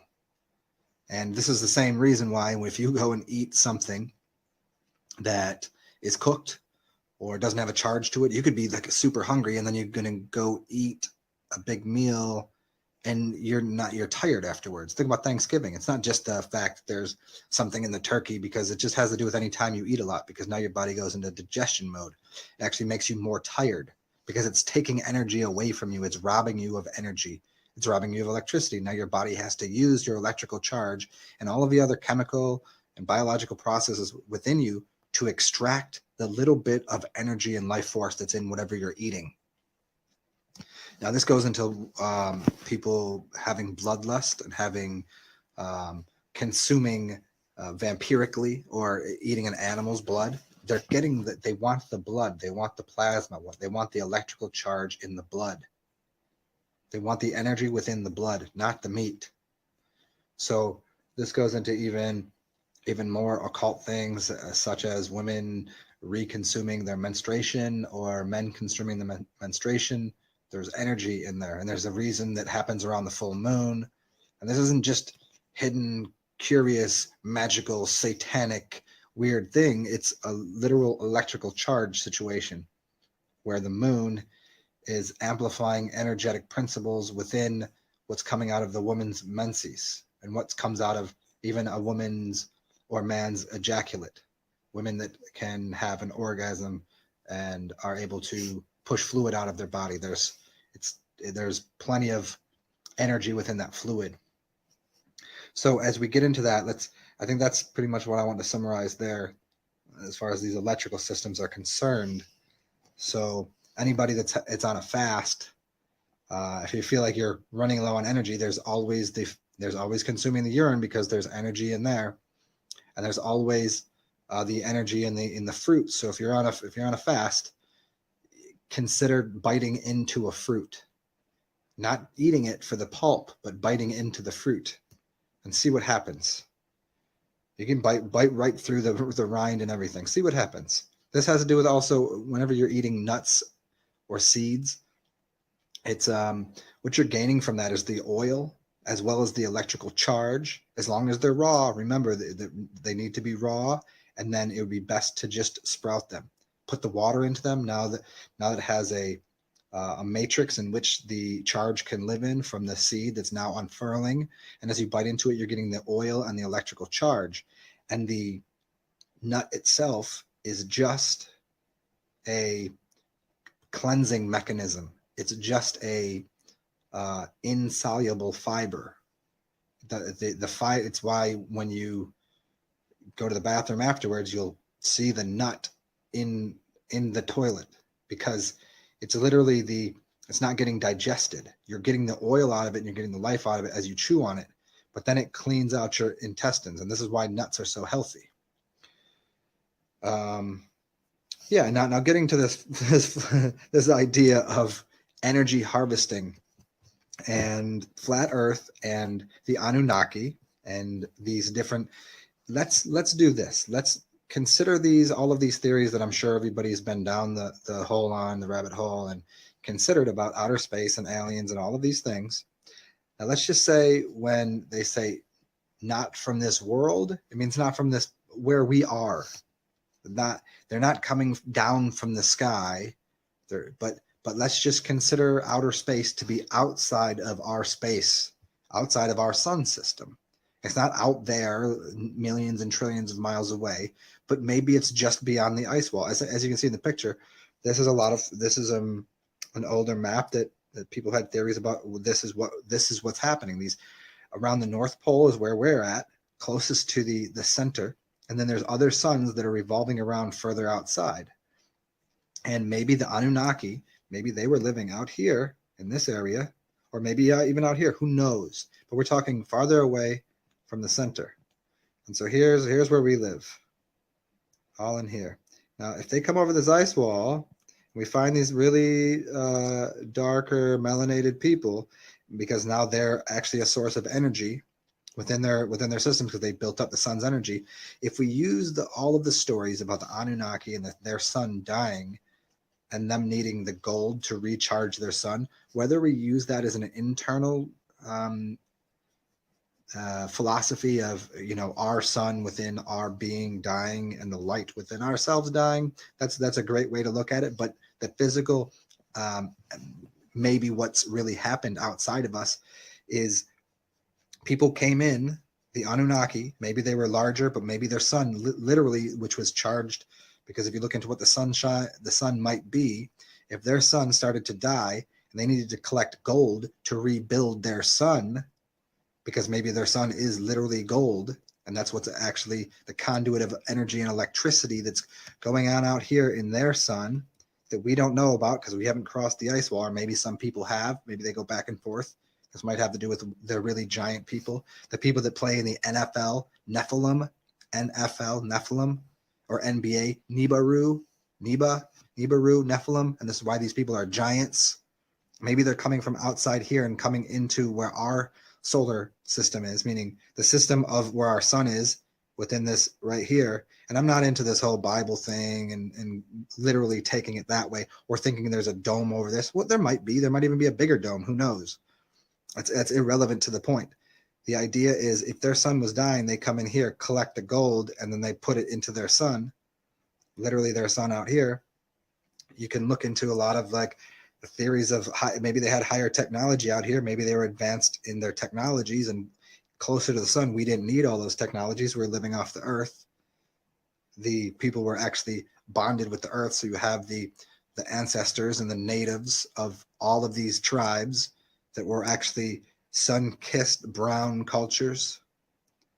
And then these peoples who used to be brown out here, their sun started to die, getting less electrical charge, less melanin, and they came in to collect ours. So there's some idea there of, you take this high technology, now you bring it into here, and now you have guns and high-tech warfare. You overtake this. You take some of the people that are already here. You make them kings and queens of certain areas, give them staffs. They forget about the connection to the land. They just use the magical staff of electricity, and they're able to control populations. Now, again, good, bad, and different. I don't know. I can't claim to know this, but if we just take the story of the Anunnaki and think that maybe they just came from over the ice wall where Antarctica is, anywhere that isn't north, going south from the North Pole out here, there's a good chance that the stories aren't of aliens. And even flying saucers and things like this, people out here, if these people knew about electromagnetism, but they gain their electromagnetism, but then their sun starts to die, but they have all this high technology, they can fly right in here. We're close enough to producing anti-gravity, and again, gravity isn't a real thing, but say pro-magnetism. I think that would be a better term for it. An electromagnetic spaceship. If they built that out here, they could zoom in and out of here using technology that maybe it's been around for hundreds of years, and it's now we're just getting hip to it. And so maybe there are plenty of people living out here. Maybe they've already rebuilt the sun, and people in here are just learning to interact with each other. So it's those Star Wars, those ideas of different cultures. Maybe it isn't out there, but along this plane where different people live and having different sun systems. So yeah, there's a little bit of ancient history to put it onto a flat perspective plane rather than thinking of having all of these different star systems and sun systems and things that exist out there. And earlier I blew up this this chart over here so you could see it again, and this has to do with the height of the flower and the voltage that comes from the flower. And the idea the idea is that the higher one goes, this has to do with the electrical charge, the differentiation of density of plasma that's in the water versus the charge of electricity that's in the air. That's why lightning exists the way it does, what clouds have to do with this. And so as these plants grow, why else would they grow upward? Unless there's an electrical potential, which you can see here, the electrical potential goes up as it goes into the air. This has to do with when people climb mountains and whether or not they're acclimated to the types of voltage and electricity that they're going to be consuming, participating in. Like if their system isn't clean enough, the ability to breathe changes. Whether or not, and so this is why people have to train to climb mountains. So, yeah, I think this is a good little addendum here. And once again, the goal here is to cleanse your system and find your own charge. These whole ideas of just turn it internal, go internal and meditate, and yeah, all of those are great additions, but the fundamental practice, whether anybody accepts it or not, is a physical one, and it's a physical one of cleansing the body. They say cleanliness is next to godliness. Well, if you want to be good, or a good to yourself, and a good charge container, a good electrical conduit, then you'll clean yourself out and then put the right things into you.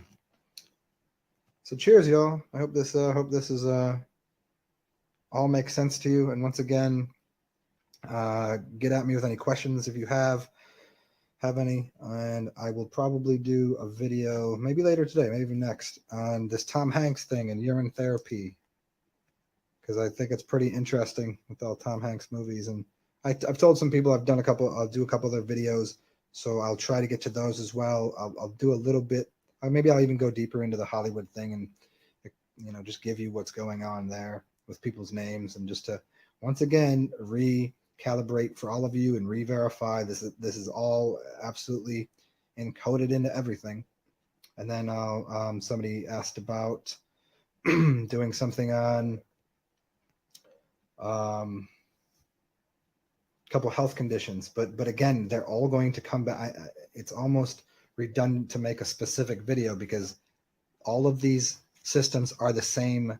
It's all the same. All disease is the same. And it's one of my teachers explains it this way: tubes minus obstruction equals vitality. Meaning that everything in your body is a tube. Your veins are tubes. Your organs are a set of tubes. Your brain has tubes in it. Your eyes are just tubes. Your ears are tubes. Your nose, from your mouth to your anus, is one long tube.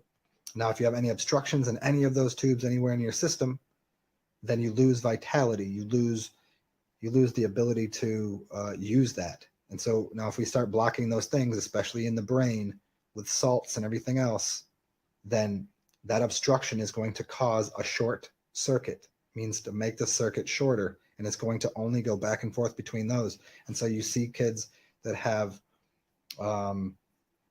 what happens to kids? They get their vaccines with heavy metals in them, and then all of a sudden they have all of these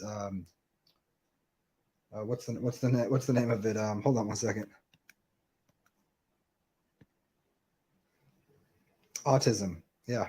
So autism. So you can see it happen right away. So it's always this thing where somebody will say, "Oh, I took my kid for shots. He was perfectly fine," and then all of a sudden he has autism, and all of a sudden he starts doing these things and having these literally short circuits in his brain. It's obvious. It's so absurdly, bluntly, right in your face obvious what occurs. The heavy metals got into the brain. Now a short circuit's happening. So what needs to happen?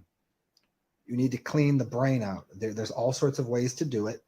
Most of it includes clay baths, because clay has an electrical affinity to pull heavy metals out of it. It's why clay in the ground, like you can think of what's occurring, you want to ground these things out.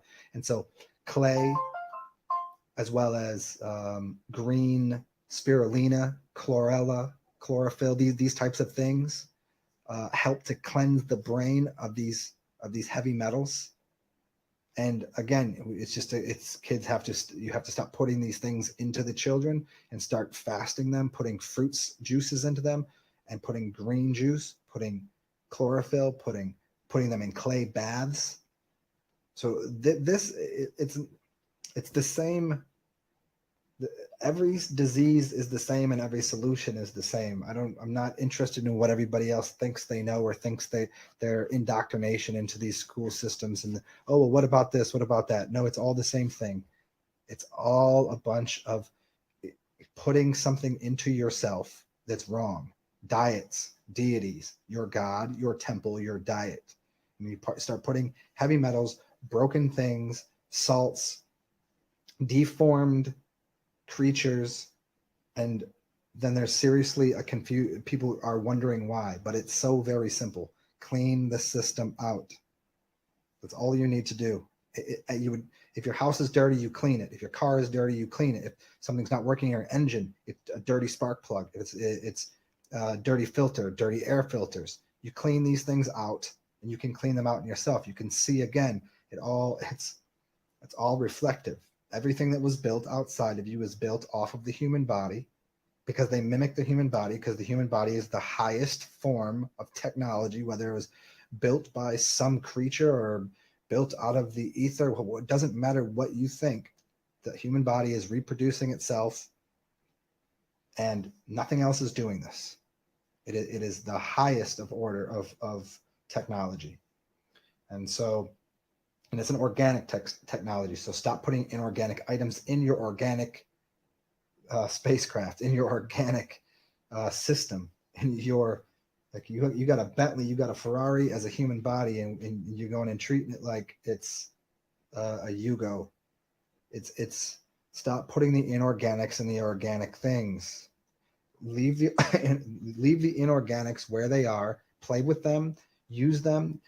Take your inorganic metallic bat and go hit a ball and have fun with it. Go take all of these metallic and inorganic objects that are outside of you and have fun and play with those things. That's what they're there for. Stop putting them into your body. We have to learn to stop putting these inorganic things in the wrong places. That's what's causing the problems. What did you